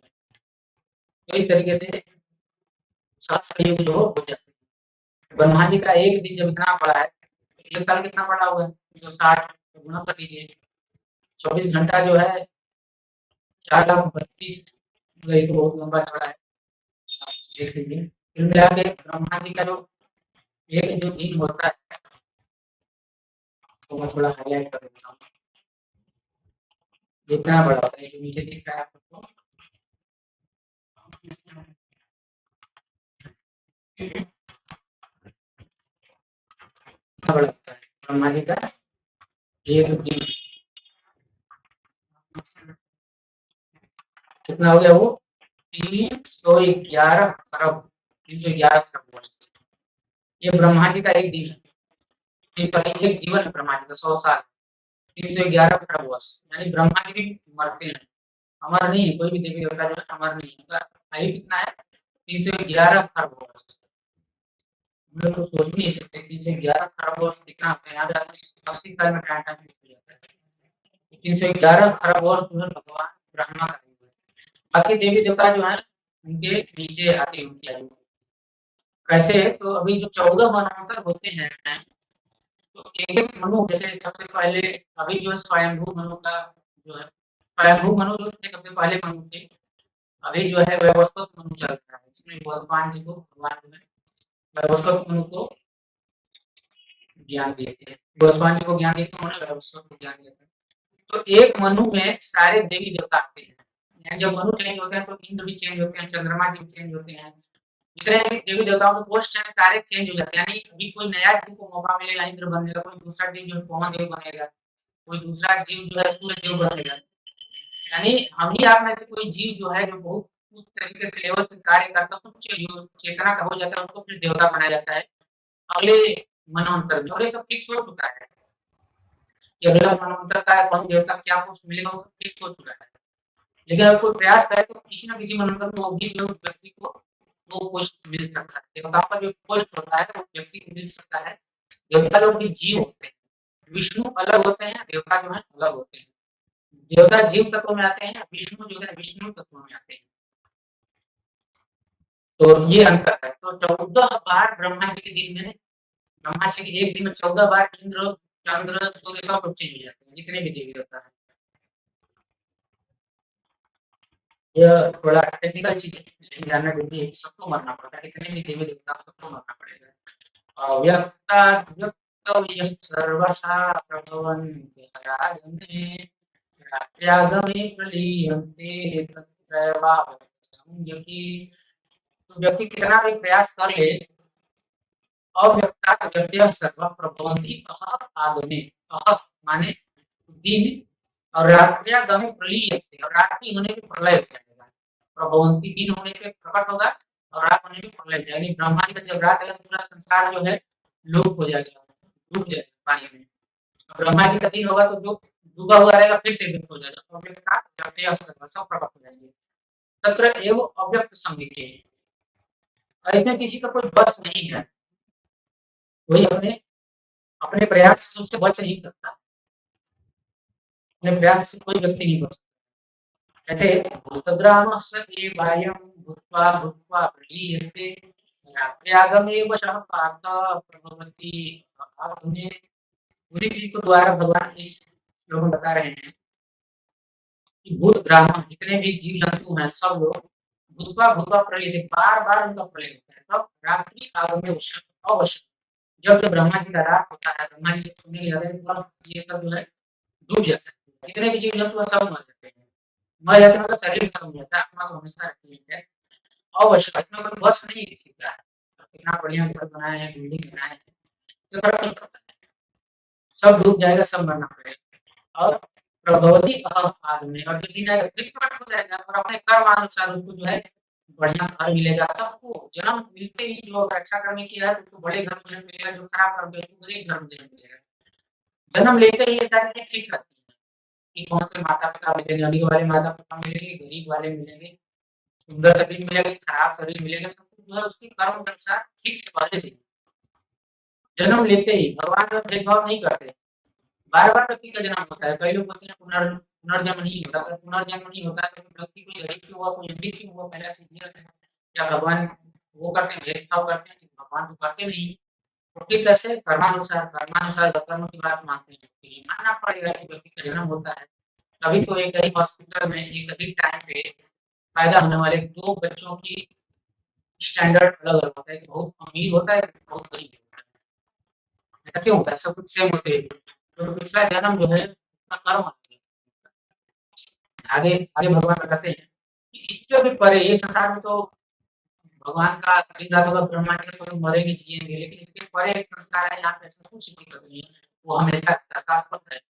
परस्तस्मात् भावोऽन्यो व्यक्तो तो यत्र सनातनः यः सर्वेषु भूतेषु नश्यति परः तस्मात्। उससे भी ऊपर अर्जुन एक और चीज है जो कि क्या है, अव्यक्त सनातन है। और व्यक्त से ये जो इस संसार में जो व्यक्त है और अव्यक्त है इसके भी ऊपर है। यानी जो चीज हम देख सकते हैं और जो चीज नहीं देख सकते सबसे ऊपर है वो संसार, अव्यय स्वभाव का है, अव्यक्त है, सनातन है, कभी नष्ट नहीं होगा। जैसे इस संसार जो है दिन में प्रकट होता है, रात्रि में नष्ट हो जाता है, वैसा संसार नहीं है। ब्रह्मा जी का दिन का मतलब बहुत बड़ा होता है। भगवान ब्रह्मा को 12 घंटा में 1000 कलयुग दिखता है, यानी 43 लाख बुढ़े हजार, इतना 12 घंटा होता है। तो ये सब जो है बनता बिगड़ता रहता है बार बार। लेकिन भगवान बोल रहे इसके परे जो आध्यात्मिक संसार वहां पे ऐसा नहीं होता है। भगवान के संसार में जन्म मृत्यु नहीं है कि एक बार बना के बंद हुआ, नहीं। आध्यात्मिक संसार हमेशा से रहता है। तो अलग यह सर्वेषु भूतेषु, वहां पे जितने भी जीव हैं न तो नष्ट होते न विनाश होता, उनका नष्ट न विनाश, उनका कभी विनाश नहीं होता। तो अगर उस संसार में हम लोग चले गए इस संसार तो इससे अच्छा सौभाग्य क्या होता है। रहेगा, सब लोग वहां जाना चाहेंगे, हम लोग जाना चाहेंगे ना। कैसे जाना है देखिए, भगवान बता रहे हैं अव्यक्तोक्षर परमां गतिं यं प्राप्य न निवर्तन्ते तत्धाम परमं मम। वो परम धाम मेरा है जहाँ जाकर के व्यक्ति वापस नहीं लौटता है। अब भगवान बार बार ये बता रहे मेरा धाम जो है परम धाम है, वहां जाके व्यक्ति को वापस नहीं लौटना पड़ता है। बार बार ये बता रहे हैं क्यों, व्यक्ति को विश्वास हो जाए। फिर भी कई लोग अश्रद्धा करेंगे तो उसके लिए अगला अध्याय है धुआं। तो वो कैसा संसार अव्यक्त है, अव्यक्त का अर्थ है जो लोग नहीं जानते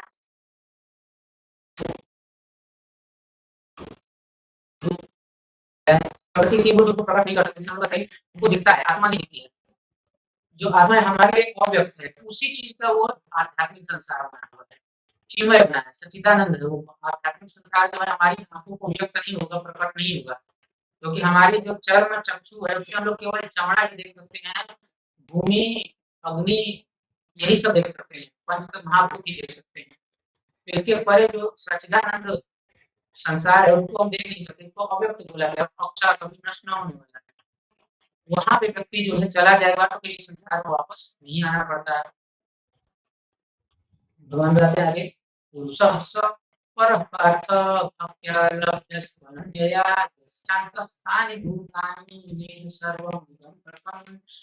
उसको प्राप्त करने का एक ही माध्यम है भक्ति करना। पुरुषः स परः पार्थ भक्त्या लभ्य अनन्यया, और कोई अन्य रास्ता है ही नहीं, अनन्य है। अनन्य भक्ति जब करेंगे तभी उसको हम लोग प्राप्त कर सकते हैं। यस्यांतः हानि भूतानि येन सर्वं इदं ततं। तो वहां पे हम लोग जारी रहेगा। दूसरा एक रास्ता भगवान बता रहे कि योगी लोग क्या करते हैं, उसमें क्या खतरा है वो भगवान बताएंगे, समस्या क्या है। यत्र काले त्वनावृत्तिम् आवृत्तिं च योगिनः प्रयाता यान्ति तं कालं वक्ष्यामि भरतर्षभ। कि जो योगी लोग होते हैं जो जंगल में जाके ध्यान लगाते हैं, वो लास्ट काल में जन्म मृत्यु के चक्कर से निकलने के लिए एक काल का प्रभाव देखते हैं, कौन से काल में मैं शरीर छोड़ूं, उत्तरायण हो कि दक्षिणायन हो, कि दोबारा इस संसार में न आना पड़े। अनावृत्ति की आवृत्ति का सपत्ता होगा कि वापस इस संसार में आना पड़ेगा, आवृत्ति संसार में वापस आना पड़ेगा बार बार चक्कर में, या अनावृत्ति एक बार चले तो वापस नहीं आना पड़ेगा। उसके बारे में मैं अर्जुन आपको बताता हूँ। तो भगवान बताते हैं कि जब शुक्ल पक्ष हो, चंद्रमा दो पक्ष होते हैं महीने में, शुक्ल और कृष्ण, जब शुक्ल पक्ष हो और 6 महीने का जो उत्तरायण हो, ये दौरान अग्नि ज्योति सूर्य का प्रकाश, उस दौरान अगर कोई शरीर छोड़ता है तो वो फिर ब्रह्म को प्राप्त करता है। ब्रह्म यानी कि ब्रह्म ज्योति उसको प्राप्त करता है और फिर तत्र प्रयाता गच्छति, वहां चला जाता है। क्योंकि जो सूर्य देव है, मैंने बताया ब्रह्म ज्योति का एक कण है जो कि संसार में प्रकाश देता है। तो इस सूर्य के माध्यम से ही व्यक्ति जो है इस रास्ते पे चलता है और इसी मार्ग को पकड़ के धीरे धीरे ज्योति के माध्यम से, ये जो प्रकाश है ये रास्ते के माध्यम से आत्मा इस पे चलते चलते जो है फिर ब्रह्म ज्योति को चला जाता है, सूर्य प्रकाश में। यानी दिन में वो देखता है सूर्य प्रकाश को, देखते देखते इसी रास्ते को मार्ग बना करके वो आगे जाता है। और मान लीजिए रात हो गया तो फिर क्या होगा, धूमो रात्रि तथा कृष्ण, अगर मान लीजिए धुआं धुआं है, फुहारा है और रात्र हो गया है, रात्रि है, और कृष्ण पक्ष है मान लीजिए, और दक्षिणायन चल रहा है। दक्षिणायन मान लीजिए सूर्य जी जो है दक्षिण दिशा में अस्त होते हैं उस समय। आप देखते हैं सूर्य जी कभी उत्तर दिशा में 6 महीने अस्त होते हैं, 6 महीने जो दक्षिण दिशा में अस्त होते हैं। तो बताइए दक्षिणायन हो, कृष्ण पक्ष हो और रात्रि का समय धुआं धुआं हो, कुहारा हो, तब उस समय अगर कोई जाता है तो चंद्रमा के मार्ग से जाता है तो चंद्रलोक तक जाता है, क्योंकि चंद्रमा का मार्ग जो है चंद्रलोक तक जाता है, और वहां से जाकर के ज्योति ज्योति प्राप्त नहीं हो सकती, तो वापस इस संसार में आना पड़ता है। यानी चंद्रमा जो स्वर्ग लोक की कैटेगरी में आता है, चंद्रलोक तक जाएगा, एंजॉय करेगा, फिर संसार में उसको वापस आना पड़ेगा। बहुत खतरा है योगी लोग को, बहुत ध्यान लगाएंगे। अगर थोड़ा भी टाइम इधर उधर मिस किया, रात हो गया, सूरज नहीं दिखे, तो अगर प्राण निकल जाए तो उसको दिखेगा नहीं, जाना मुझे ही करता है। मान लीजिए ध्यान लगाया सूर्य देव जगह पे, तब तक ध्यान टूट गया, अब रात्रि में कहाँ जाएगा वो, तो फिर चंद्रमा का प्रकाश चंद्र लोग कहीं जाना पड़ेगा, फिर वापस आना पड़ेगा संसार में। ये बहुत रिस्की है, योगी लोग जो अपना शरीर त्याग करना बड़ा रिस्की है। भगवान बोलते हैं शुक्ल कृष्ण गति हेते जगत मते एकया यात्यानु यात्यनावृत्तिम अन्यया वर्तते पुनः। तो कुछ लोग अगर इस सबको अच्छे से ध्यान दे देते हैं, तो कुछ लोग जो सही मार्ग पे चले जाते हैं वापस नहीं आते, ब्रह्म में चले जाते हैं, ब्रह्म प्रकाश ब्रह्म में लीन हो जाते हैं। इसके माध्यम से कभी व्यक्ति भगवान के धाम नहीं जाएगा, ब्रह्म में लीन होता है।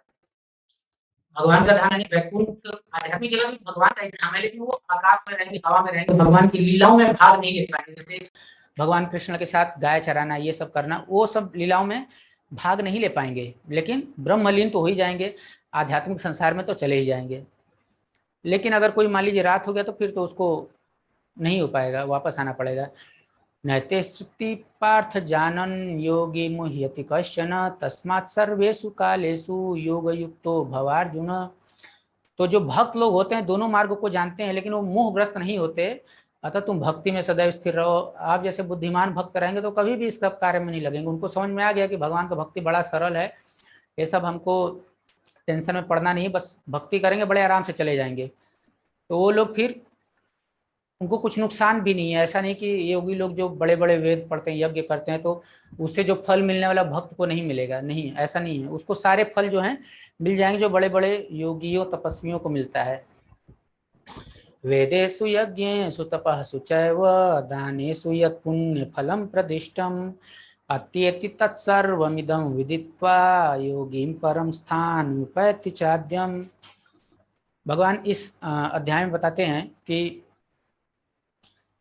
वेद पढ़ करके, यज्ञ पढ़ करके, तपस्याएं कर करके व्यक्ति जो है दान दे करके जितना भी पुण्य फल प्राप्त करता है, वो सारी चीजें, अगर कोई भगवान का भक्त है तो परम स्थान को प्राप्त करके सारे फल भी उसको मिल जाते हैं। वेद को पढ़ने का फल भी मिल जाता है। और ये श्लोक हमने जो है आप पिक्चर में देख सकते हैं, महाराज जो कपिल देव हैं, भगवान कपिल जो है अपनी माता देवहूति को भी जब बात कर रहे हैं तो माँ देवहूति भी इसी संवाद में यही बात बोलती कि अगर किसी के जिह्वा पे अगर आपका नाम आ गया है तो वास्तव में उसने सारे यज्ञ तपस्याएं इत्यादि कर्म कर लिए हैं, तभी वो आपका नाम जप कर पा रही है। तो जो भक्ति मार्ग में लगा है, यानी उसने सारी चीज़ों का फल उसको मिल गया है, तभी वो भगवान का नाम जप कर पा रहा है, भगवान का भक्ति जो है कर पा रहा है। इसमें एक बहुत महत्वपूर्ण चीज़ है, कल किसी ने पूछा था कि अगर हम भगवान को मान लीजिए आखिरी समय में स्मरण नहीं कर पाए तो क्या होगा। तो इससे जुड़ी हुई एक बहुत सुंदर स्टोरी है।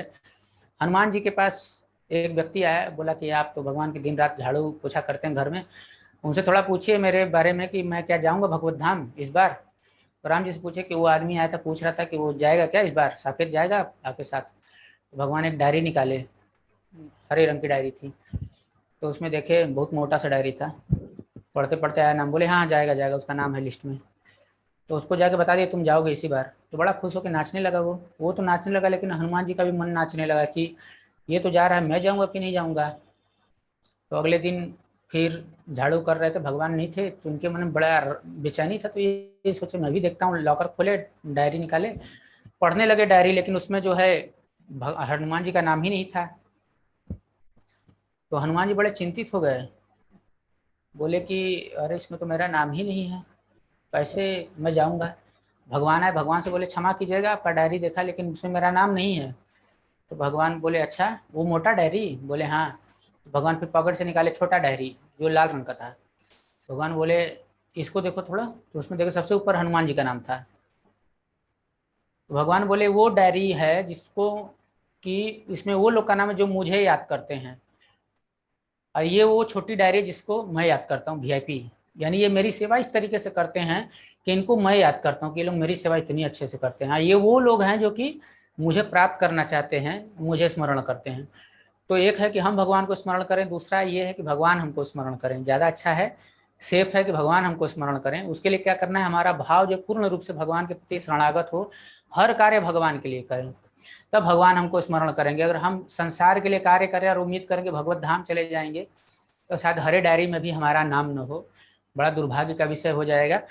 इतना सब जानने सुनने के बाद भी अगर कोई भगवान का भक्ति न करे, अभी तो और कुछ बहुत सुनने को, भगवान की भक्ति की महिमा तो 9वें अध्याय में विशेष रूप से चालू होगी। कितना जबरदस्त फायदा है, व्यक्ति कैसे भगवत धाम जा सकता है, उस सब एकदम डिटेल में 9वें अध्याय में सबसे परम गुह्य ज्ञान, यानी 9वें 18 अध्याय हैं टोटल भगवत गीता में। तो हम लोग कल जानेंगे सबसे हाईएस्ट लेवल का जो ज्ञान है, वो 9वां अध्याय क्या है, सबसे हाईएस्ट लेवल का ज्ञान वो कल मिलने वाला है, सबसे हाईएस्ट लेवल का ज्ञान। तो वो क्या है, वो हम लोग कल चर्चा करेंगे उसके बारे में। अब भगवत धाम जाने के लिए दो चीज़ें होती हैं, एक तो हमने कर्म क्या किया है, दूसरी हमारी इच्छा क्या है। तो लॉ ऑफ लास्ट थॉट और लॉ ऑफ कर्मा, ये दो लॉज होते हैं जो व्यक्ति को जानने चाहिए। इसके बारे में भी हम लोग कल चर्चा करेंगे। बहुत बहुत धन्यवाद। हरे कृष्णा कृष्ण कृष्ण हरे हरे, हरे राम राम राम हरे हरे। तो ये कल के टॉपर लोग का लिस्ट है। फर्स्ट पोजीशन पे विनोद निर्वाण जी हैं, सीमा सिंह जी सेकेंड, और दिव्य दृशान मिश्रा जी थर्ड हैं। आप सभी को बहुत बहुत बधाइयाँ। हरे कृष्णा। तो 8वें अध्याय में हमने ये 4 चीज़ें सीखी कि शंका को अर्जुन जी के समाधान किया भगवान ने, और अंत काल में व्यक्ति कैसे भगवत धाम जा सकता है। तो 2 चीज़ों पर डिपेंड करता है कि उसने कर्म वैसा किया है कि नहीं, और उसकी चेतना है कि नहीं, और तीसरा है कि भगवत धाम जाने का सुगम मार्ग क्या है, और भक्ति का बेहतरीन फल क्या है, ये हमने जाना। बहुत बहुत धन्यवाद। किसी का कुछ अगर प्रश्न हो तो अवश्य पूछ सकते हैं। हरे कृष्णा।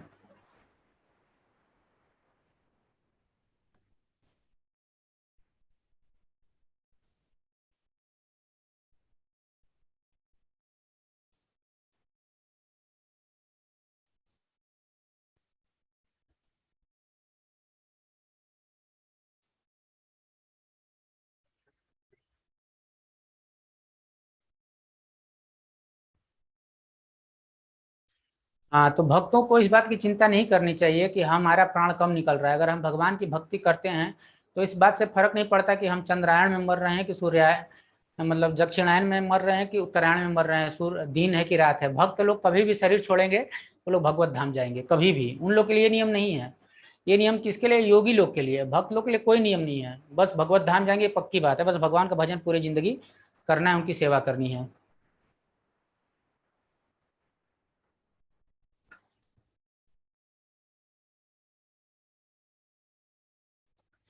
संत तुकाराम जी के गुरु को थे, तो श्री कृष्ण चैतन्य महाप्रभु को उन्होंने अपना गुरु स्वीकार किया, संत तुकाराम जी ने। और आप देखते हैं कि चैतन्य महाप्रभु जो हरिनाम संकीर्तन दिए, जिसमें मृदंग बजाते हैं, किरताल रहता है, और कीर्तन करते हैं हरे कृष्ण महामंत्र का, राम कृष्ण हरे रहते हैं, तो उन लोग भी यही कार्य करते हैं, करताल मृदंग बजाते हैं और राम कृष्ण हरि का भजन करते हैं। तो चैतन्य महाप्रभु उनके गुरु हैं। क्या भगवान विष्णु का भी लाइफ लाइन होता है जैसे ब्रह्मा का होता है? हाँ, तो जैसे गर्भोदक्षाय विष्णु और क्षीरोदक्षाय विष्णु हैं, तो जब ब्रह्मा जी का 100 साल पूरा होता है तो वो लोग भी कारणोदक्षाय विष्णु के शरीर में चले जाते हैं, क्योंकि कारणोदक्षाय विष्णु के शरीर से जो है पूरा ब्रह्मांड निकलता है। जब वो सांस छोड़ते हैं तो सारे ब्रह्मांड निकलते हैं एक एक रुएं से, और जब सांस लेते हैं तो सारे ब्रह्मांड अंदर रह जाते हैं। यानी ब्रह्मा जी का 100 साल भगवान महाविष्णु के एक बार सांस लेने छोड़ने में खत्म हो जाता है। हम लोग का तो कैलकुलेशन ही नहीं है। तो बाकी जो विष्णु है वो भी उनके शरीर में चले जाते हैं, समाहित हो जाते हैं, उनके एक्सपेंशन ही है। तो मरना नहीं बोलेंगे उसको, लेकिन वैसे ही है। दुनिया में कितने देवता हैं? तो 33 कोटि, यानी 33 करोड़ देवता हैं, 33 करोड़। कुछ लोग इसको कोटि को प्रकार ही बोलते हैं, वो भी सही है, लेकिन करोड़ भी है 33 करोड़। क्या महाविष्णु का बहुत बहुत धन्यवाद। तो वीरेंद्र कुमार सिंह जी, आप कुछ बोलना चाहेंगे? हरे कृष्णा प्रभु जी। हाँ, हरे कृष्ण। जी प्रभु जी। भीष्म पितामह प्रभु जी भगवान के भक्त थे, लेकिन वो मरने के लिए उत्तरायण का वेट क्यों कर रहे थे? भक्त तो कभी मर सकता है और जा सकता है गोलोक में। बहुत सुंदर प्रश्न है कि भीष्म पितामह जी उत्तरायण का क्यों इंतजार कर रहे थे। एक्चुअली मैं इस प्रश्न का इंतजार कर रहा था कि कोई पूछे। तो एक्चुअली भीष्म पितामह जी उत्तरायण का इंतजार नहीं कर रहे थे, तो इंतजार करते भगवान श्री कृष्ण का। ये तो एक बहाना है, क्योंकि वो उस समय की पीढ़ समय के हैं जब लोग जो है इस सारी चीज़ों को बहुत पालन करते हैं, वेदों में लिखी हुई चीज़ें हैं।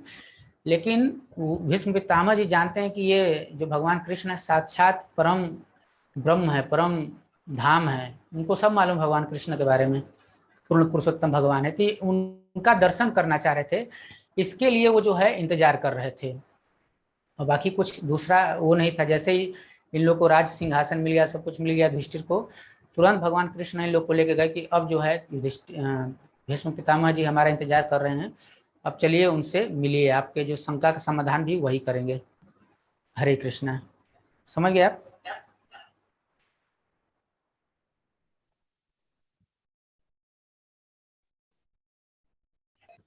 ओके, सो हरे कृष्णा प्रभु जी, सॉरी आज लेट हो गए हैं। एक विपदा आ गई है प्रभु जी, कृपया कोई समाधान दें प्रभु जी। मैंने बंगाली फैमिली में जन्म लिया है, बचपन से नॉनवेज ईटिंग का पुण्य मिलता है। मैं छोड़ दिया नॉनवेज, कई महीने हो गए। फरवरी में मेरी शादी है, ससुराल वाले कह रहे हैं नॉनवेज खाने को, कृपया बचा लीजिए। तो ऐसे परिवार में शादी ही क्यों करना है जिसमें कि वो लोग इतना फोर्स कर रहे हैं किसी को मार के खाने के लिए। एक्चुअली औरतों को तो कभी भी नहीं खाना चाहिए नॉनवेज, तो खाना नहीं चाहिए, क्योंकि पेट में आप अगर मांस डालेंगे, अब बताइए लाश कहाँ, मरा हुआ लाश जो होता है कहाँ डालते हैं? शमशान घाट में ना। तो पेट हमारा शमशान घाट बन जाता है, और शमशान घाट में कौन रहता है? भूत पिशाच रहता है। उसी पेट में अगर बच्चा आएगा तो कैसा बच्चा आएगा? साधु संत तो वहां जाकर नहीं बैठेगा, पक्का भूत पिशाची उधर आएगा। तो ऐसे गर्भ से अगर कोई जन्म लेता है मांसाहारी गर्भ से, बहुत शैतान होता है, वो हालत खराब कर देता है पूरा। तो उन लोगों को समझना चाहिए, नहीं तो फिर आप लोग समझ जाइए। वास्तविकता है, फिर ऐसी जगह क्यों जाना है? नॉनवेज खाना कोई शौक का बढ़िया चीज़ नहीं है, उसको त्याग देना चाहिए। भगवान को तो छोड़िए, भगवान को प्राप्त करना, साधारण संसार के नियम के अनुसार मैं बता रहा हूँ कि ये बहुत खराब है। जीवों को हत्या करना, अपने पेट में शमशान घाट बनाना कोई अच्छा चीज़ नहीं है।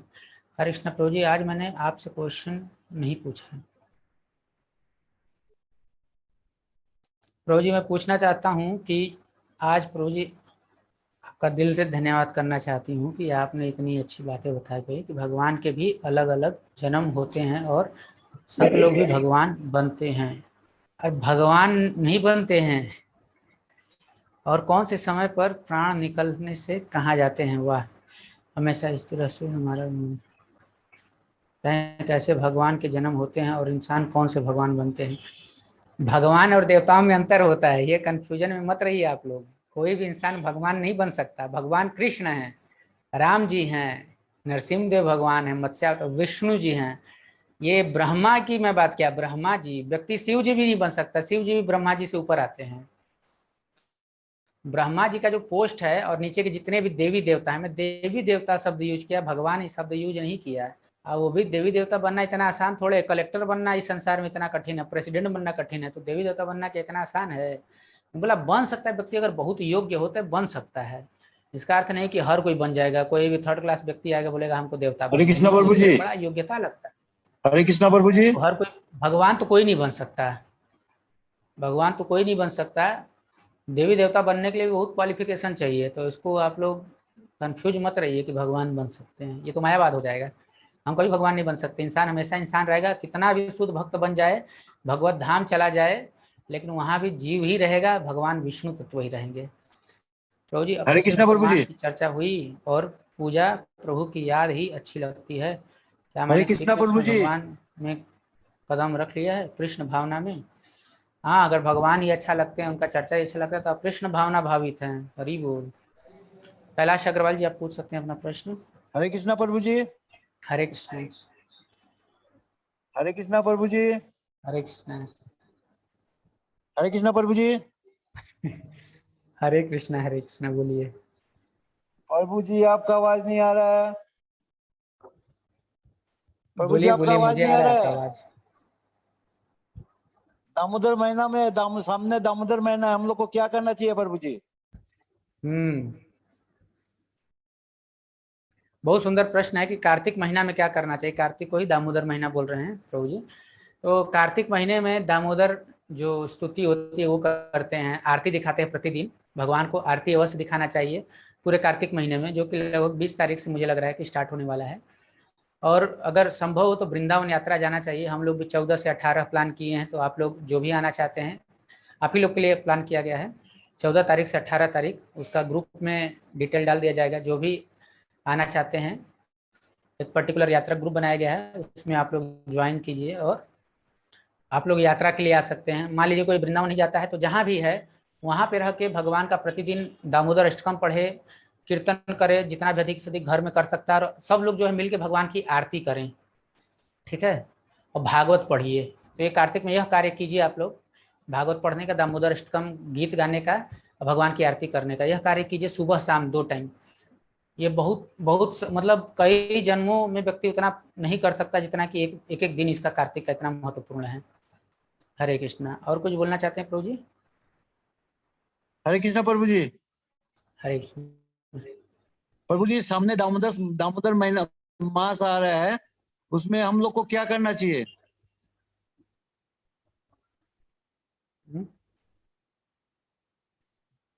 तो मैं पुण्य। आपको बता दिया कि क्या करना चाहिए। आपका वो ईयरफोन जो प्रभु यूज कर जी। रहे हैं वो आपको खराब है शायद, तो आप हाँ मेरा यूट्यूब थोड़ा वाला डिस्टर्ब। सुन लीजिएगा, या मैं आप यूट्यूब पे सुन लीजिएगा। मैं आपको प्रश्न का उत्तर दे दिया हूँ। हरे कृष्ण। सुचित्रा बरेथ जी, आप प्रश्न पूछिए। हरे कृष्ण प्रभु। हरे कृष्ण। प्रभु जी, ईर्ष्या कैसे आती है? मतलब काम क्रोध पहले आता है कि ईर्ष्या पहले आती है?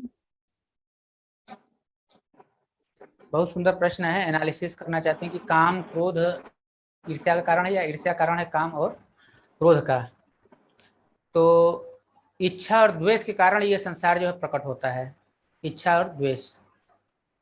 तो इच्छा का अर्थ होता है काम, इच्छाएं मन में आती हैं, और द्वेष ईर्ष्या भगवान से, वही पूरे जीवन के प्रति ईर्ष्या प्रकट होता है।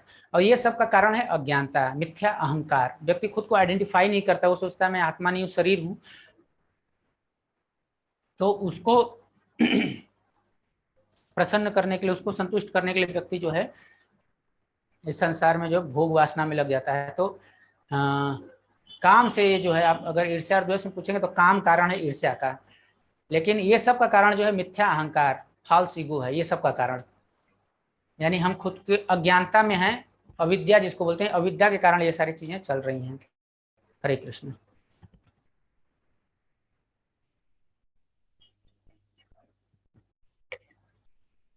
वैकुंठ विष्णु भगवान का है या भगवान कृष्ण का?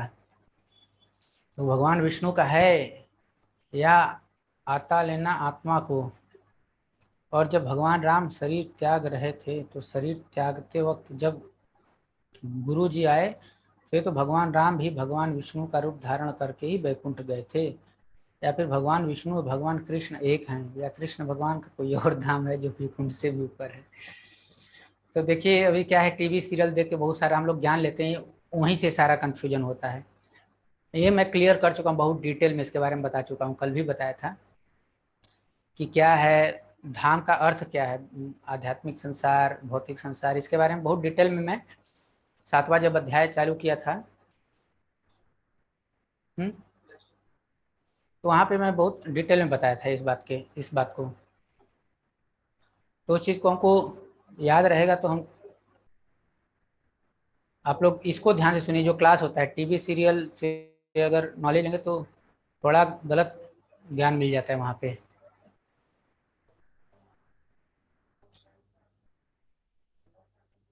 तो आई थिंक कि आप कल का जो है 7 तारीख वाला जो 7वें अध्याय का जो क्लास हुआ था, आप उसको देखें तो आपको आंसर जो इसका आप सेटिस्फाई होंगे जो मैं बोलना चाहता हूँ। मैं फिर से आपको एक बार उसका रिवीजन करा देता हूँ जो मैंने उस दिन कराया था, क्योंकि महत्वपूर्ण विषय है। अगर कन्फ्यूजन है तो उसको हम क्लियर करते हैं। आप देख सकते हैं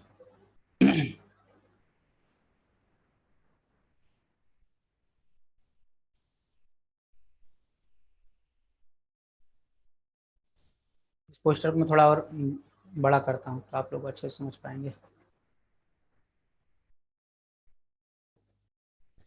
तो ये देखिए, ये संसार है, ठीक है।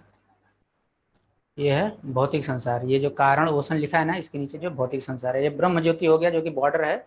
स्पिरिचुअल संसार यहाँ से चालू होता है। उसके ऊपर कैलाश आ गया। कैलाश जो है आधा भौतिक आधा आध्यात्मिक में आता है।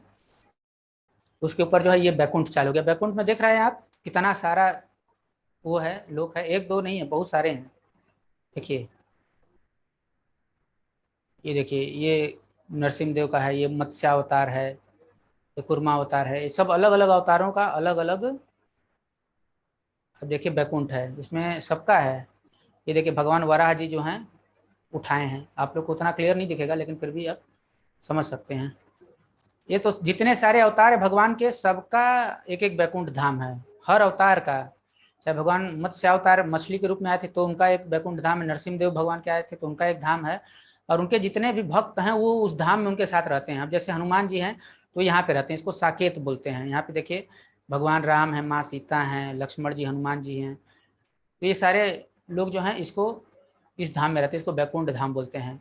इसके भी ऊपर चलते चले जाइए, इसको बोलते हैं वृंदावन, गोलोक वृंदावन। तो ये कमल के जैसा है, ये भी बैकुंठ है, लेकिन बैकुंठ में जो टॉप मोस्ट प्लैनेट है उसको गोलोक वृंदावन बोलते हैं। तो ये ब्रह्म ज्योति के ऊपर जो है आध्यात्मिक संसार है और ये जो नीचे है वो भौतिक संसार है। यहाँ पे महाविष्णु हैं जिनको कारणोदकशायी विष्णु बोलते हैं।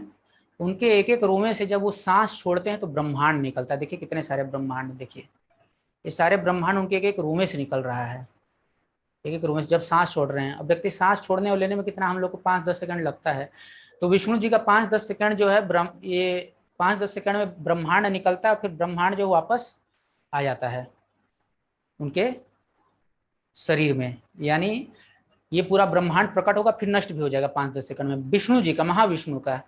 और उस 5-10 सेकंड में क्या होता है कि महाविष्णु जो हैं हर ब्रह्मांड के अंदर घुसते हैं। जैसे उदाहरण के रूप में एक ब्रह्मांड इसको उठा लीजिए, हर ब्रह्मांड के रूप में अंदर घुसते हैं। किसके रूप में? गर्भोदकशायी विष्णु के रूप में।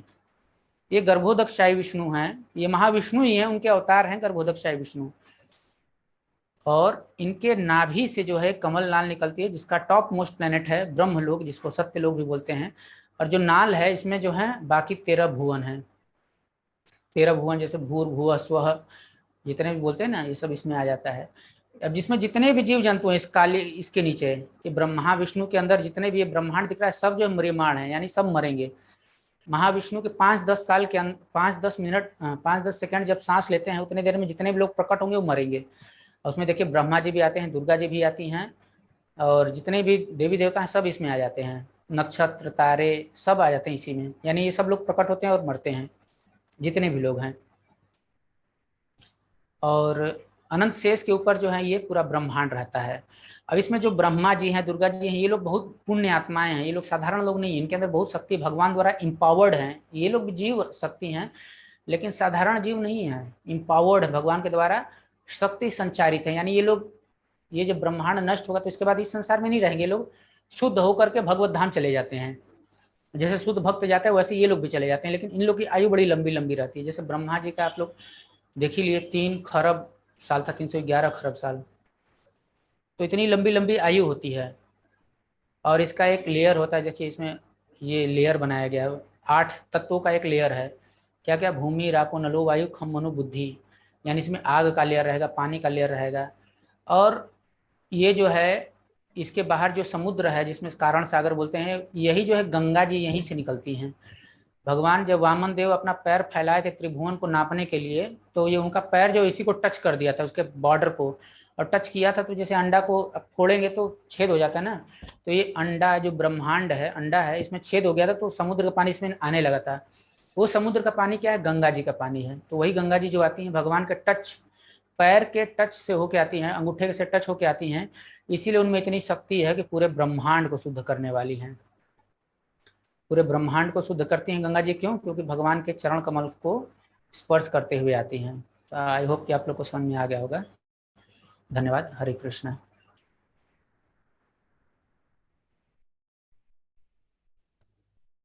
ओके,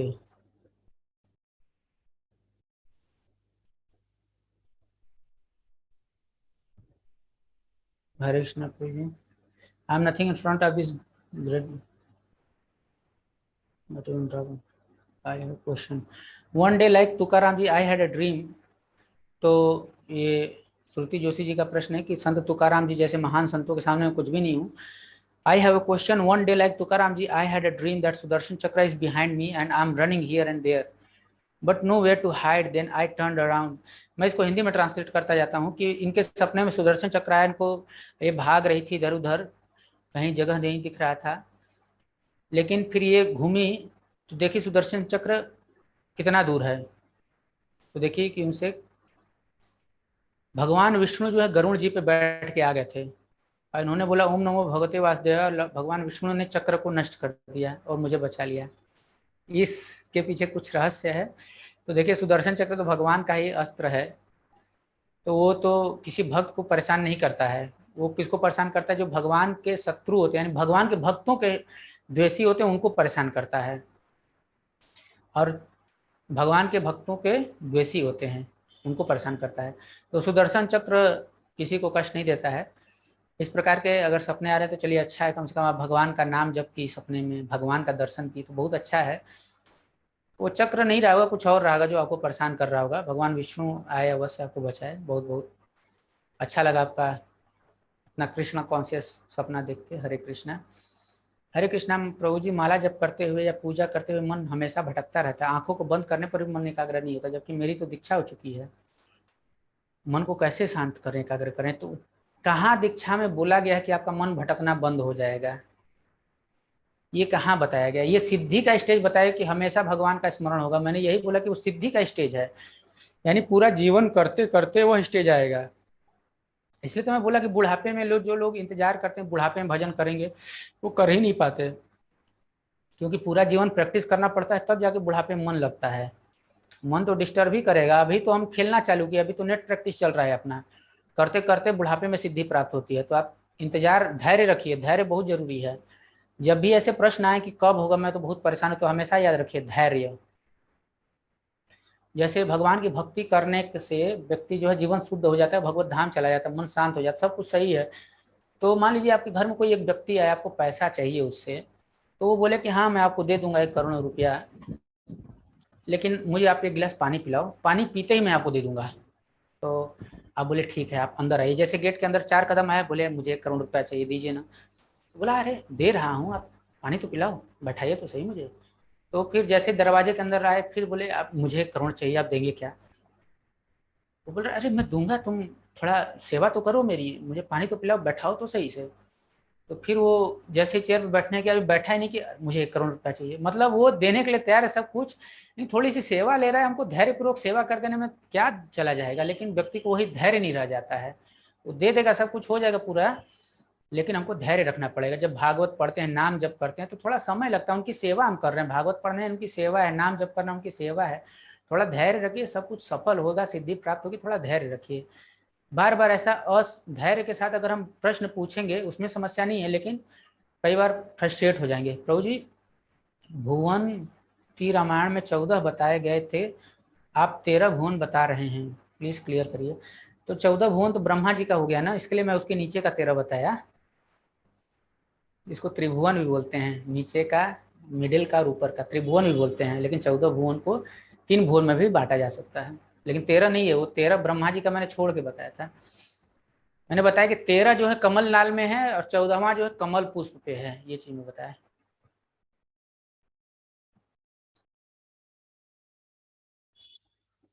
प्रभु जी, गुरु जी, जब भगवान की आरती करते हैं तो आरती करने के बाद क्या भगवान को आरती देनी चाहिए? नहीं नहीं, भगवान का आरती कर दे फिर क्या उनको आरती देंगे कि ये लीजिए आशीर्वाद लीजिए? आरती का अर्थ होता है कि क्योंकि पहले दिए लाइट वगैरह नहीं होता था ना, तो भगवान के दर्शन करने के लिए फिर आरती से उनका पूरा अंग का दर्शन करते थे, नीचे से लेकर ऊपर तक। तो उसके लिए आरती होता था। फिर वो आरती आता है आदमी के पास, वो ऐसे लेके आंख में लगाता है कि हाँ भगवान यही दर्शन मुझको होता रहे। कुछ लोग ठंडा के मौसम उसको अपना हाथ गर्म करते हैं उसके लिए नहीं आरती। आरती भगवान को स्मरण करता है, बहुत धन्यवाद भगवान, आप ऐसे ही हमको दर्शन देते रहिए करके वो आरती को धन्यवाद देते हैं और उनको सम्मान करते हैं, मस्तक में लगाते हैं, आंखों में लगाते हैं। यह भाव होता है। अपने हाथ का जब तक एक टेम्परेचर डिग्री सेल्सियस न बढ़ जाए तब तक आरती नहीं लिए, ऐसा नहीं है।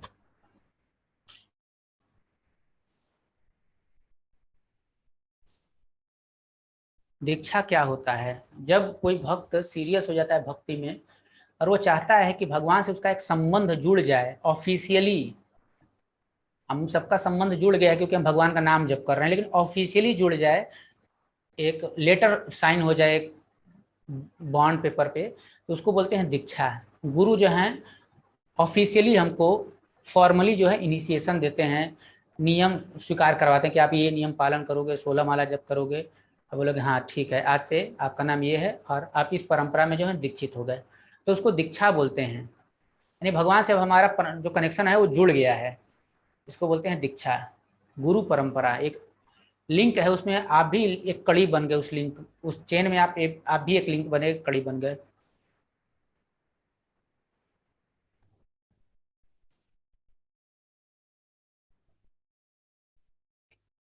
ब्रह्मा जी की भी खत्म होती है, आयु खत्म होती है, तो उनका फिर से जन्म होता है, कब होता है और कैसे होता है? तो मैं बताया ब्रह्मा जी चले जाते, दूसरा कोई ब्रह्मा जी बनता है और इस संसार में जो है सृष्टि करता है, तो जो योग्य होगा वो बनेगा।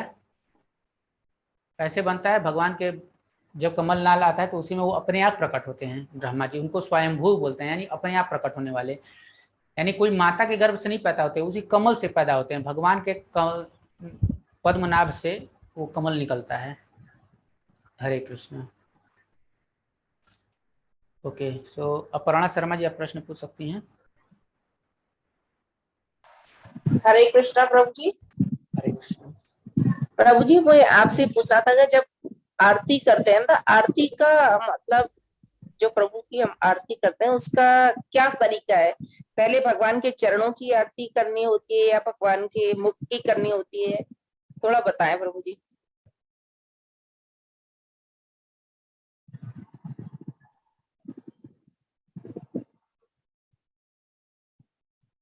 चरण कमल से चालू करते हैं।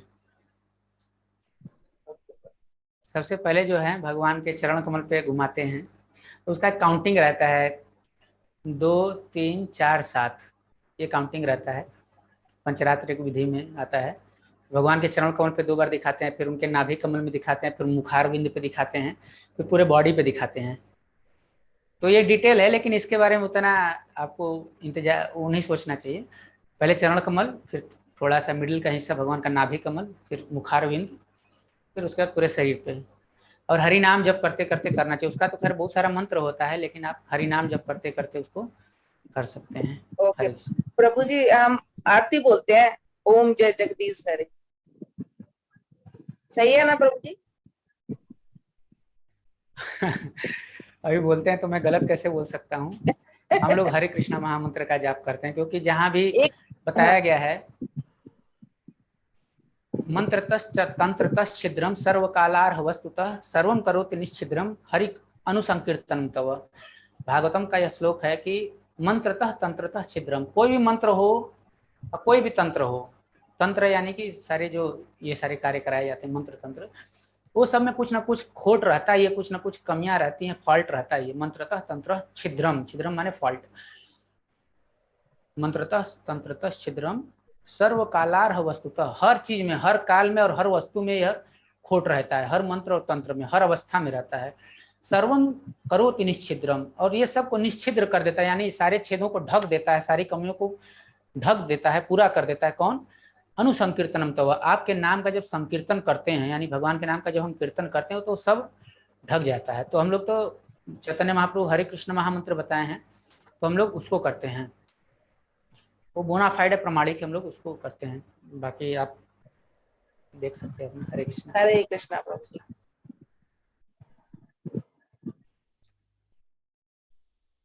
रितु श्रीवास्तव।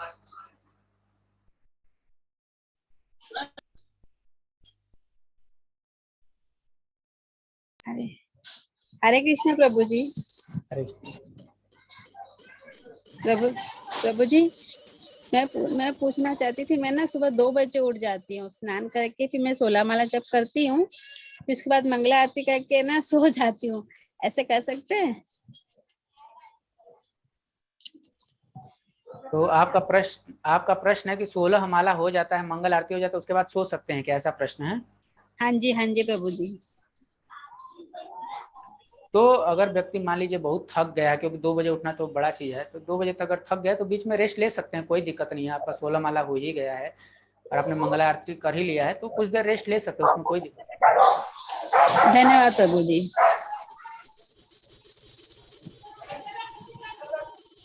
हरे कृष्ण।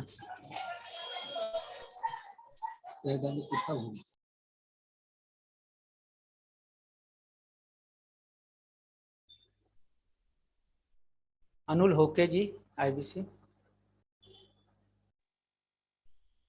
हेलो। हरे कृष्ण। हरे कृष्ण। जाओ। हेलो। जी पूछे पूछे। सर ये विवेक बिंद्रा का इससे है ना सर आप?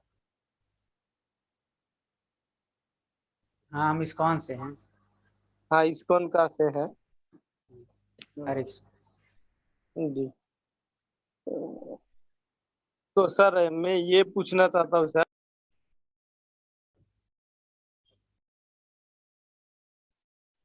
मंगल आरती कौन सी होती है? सुबह 4:30 बजे मंगल आरती होती है हर इस्कॉन मंदिर में, ऑल अक्रॉस द ग्लोब, पूरे संसार में। तो उसका लिंक जो है ग्रुप में डाल दिया जाएगा, आप लोग उसको देख सकते हैं व्हाट्सएप ग्रुप में। रोज सुबह सुबह आप लोग स्ट्रीम कर सकते हैं, जैसे आप जिस भी शहर में रहते हैं वहाँ भी होता है। तो आप लोग जब प्रश्न पूछते हैं तो अगर लोकेशन के हिसाब से बताएंगे तो आप लोग को जो है पर्सनली वहाँ का लिंक वगैरह भी शेयर कर दिया जाएगा। तो बहुत बहुत धन्यवाद आप सभी का, बहुत सुंदर प्रश्न पूछने के लिए।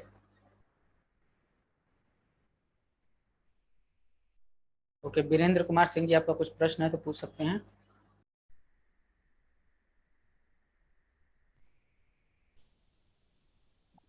हरे कृष्णा प्रभु जी। हरे कृष्ण। जी प्रभु जी, आपसे दीक्षा लेने का क्या प्रोसेस रहेगा?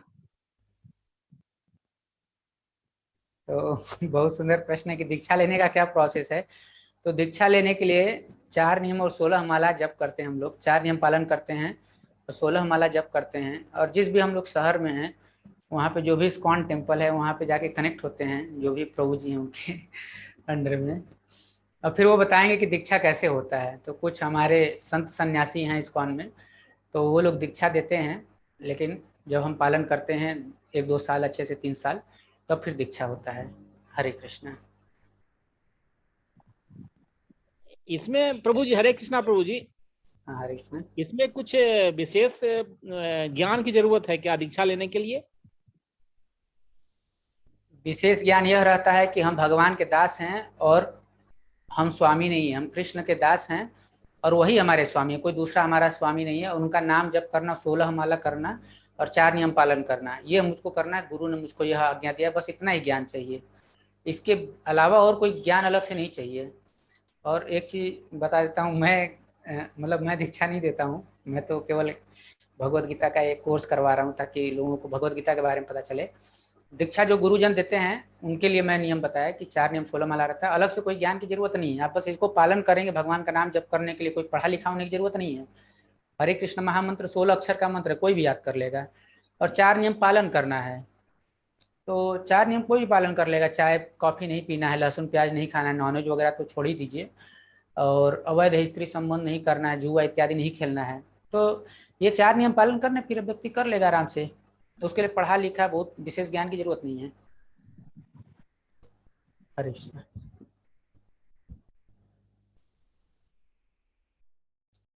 हरे कृष्ण प्रभु दंडवत, वैष्णव अपराध से कैसे बचना चाहिए? भक्ति के बाद भी मेरी लाइफ डिसिप्लिन नहीं है, प्लीज हेल्प मी। कल का क्विज रिजल्ट ऑलरेडी अनाउंस हो गया है, तो आप लोगों ने देखा भी स्क्रीन पे। जो लोग मिस कर दिए उनके लिए एक बार फिर से, ये है कल का रिजल्ट। विनोद निर्माण जी, सीमा सिंह जी और देवेंद्र सिंह सर। ओके, तो भक्ति के बाद भी लाइफ डिसिप्लिन नहीं है, तो भक्ति का अर्थ है डिसिप्लिन लाइफ। रूपा जी बताते हैं, आप रूपा जी की पुस्तकों को पढ़ते हैं तो उसमें क्लियर कट रूपा जी लिखते हैं कि सुबह उठने से हमारा जो है भक्ति चालू होता है। जब हम सुबह उठ जाते हैं, रूपा जी बताते हैं 4 बजे या उससे पहले व्यक्ति को उठ जाना चाहिए, 4 o'clock इन द मॉर्निंग। वहीं से लाइफ चालू हो जाता है भक्ति आपका। अगर वो नहीं कर रहे हैं, डिसिप्लिन नहीं है, सुबह नहीं उठ रहे हैं, तो मतलब हम भक्ति सीरियसली नहीं कर रहे हैं, तो थोड़ा इम्प्रूव करने की ज़रूरत है। तो सुबह उठिए, भजन कीजिए, नाम जप कीजिए, मंगल आरती अटेंड कीजिए, भगवान के लिए भोग लगाइए, भक्तों के साथ अच्छा व्यवहार रहे, भक्तों का साधु संग करना चाहिए, गलत संग त्यागना चाहिए। भक्ति के कुछ सिद्धांत हैं जो कि हमको पालन करना चाहिए, यानी अच्छे भक्तों का संग करना चाहिए और जो दुष्संग हम आज तक करते हैं उसको त्यागना चाहिए। कितना भी अच्छा व्यक्ति हो उसको त्याग देना चाहिए अगर वो भगवान का भक्ति में हमारी मदद नहीं कर सकता। तो कितना भी अच्छा मित्र हो, कुछ भी हो, बंधु हो, दोस्त हो, क्या हो, सब त्याग देना चाहिए। तो ये सारे नियम पालन करने चाहिए किसको, जो कि भगवान के धाम जाने के लिए संसार से निकल करके सीरियस है, उसको यह पालन करना चाहिए। डिसिप्लिन करने के लिए एक हमारे ऊपर एक मॉनिटर होना चाहिए, एक मेंटर होना चाहिए, जिसको काउंसलर बोला जाता है इस्कॉन के लैंग्वेज में, काउंसलर। एक काउंसलर होना चाहिए जो कि हमको काउंसिल करे कि हम अच्छे से कर रहे हैं कि नहीं, सुबह उठ रहे हैं कि नहीं उठे तो फिर डांटे, वो डांटने वाला कोई व्यक्ति होना चाहिए। तो जब होता है तो हम लोग धीरे धीरे डांट खा के करते हैं, बाद में फिर आसक्ति हो जाती है इस प्रोसेस से, नाम जप करने से सुबह सुबह प्रेम हो जाता है, तो व्यक्ति अपने आप उठने लगता है, भगवान का कीर्तन आदि करने लगता है। तो एक काउंसलर स्वीकार करने की जरूरत है, फिर आपकी भक्ति जो है बड़े आराम से चलेगी। हरे कृष्णा प्रभु दंडवत प्रणाम। वैष्णव अपराध से कैसे बचना चाहिए? तो वैष्णव अपराध से बचने के लिए व्यक्ति को जो है वही वैष्णव अपराध करते हैं जो फ्री रहते हैं और सोचते हैं कि मैं बड़ा व्यक्ति हूँ, बहुत ज्ञानी व्यक्ति हूँ, उसको वो व्यक्ति जो है अपराध करते हैं, अहंकार के कारण अपराध होता है। तो जो बिजी रहेंगे भगवान की सेवा में, उनको समय नहीं मिलेगा दूसरों के बारे में गलत सोचने का या बोलने का या लड़ाई झगड़ा करने का। कई बार व्यक्ति इतना बिजी रहता है, उसको जैसे मान लीजिए घर में आग लग गई है, अब जिस कोई व्यक्ति एक घर में आग लगी हुई है और निकलने का तरीका है कि वो जो है रस्सी पकड़ के उसको ऊपर चढ़ना है और पार कर जाना है। तो वो रस्सी पकड़ के चढ़ रहा है, आधी दीवार चढ़ गया है, आधी दीवार और चढ़ के पार कर जाएगा, तभी नीचे से कोई व्यक्ति उसको गाली देने लगा। तो बताइए आप रहेंगे तो क्या करेंगे उसकी जगह?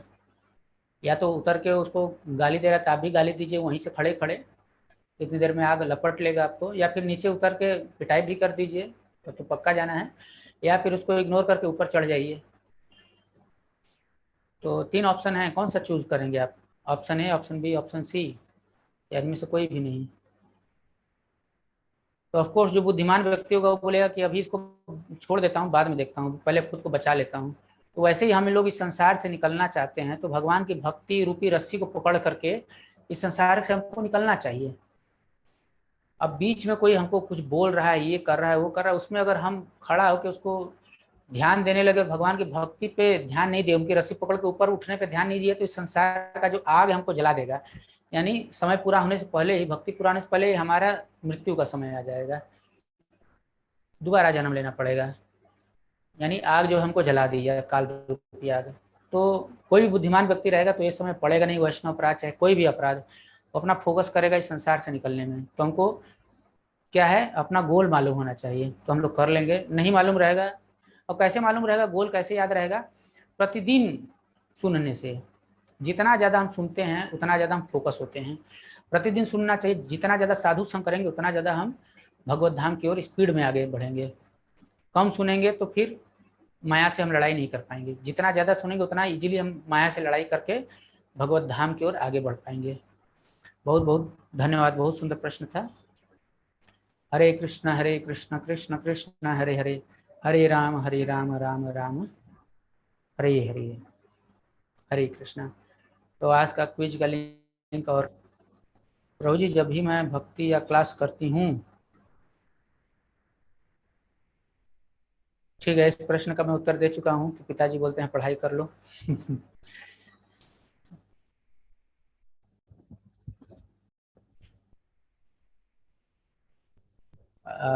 हरे कृष्णा, बहुत बहुत धन्यवाद आप सभी का।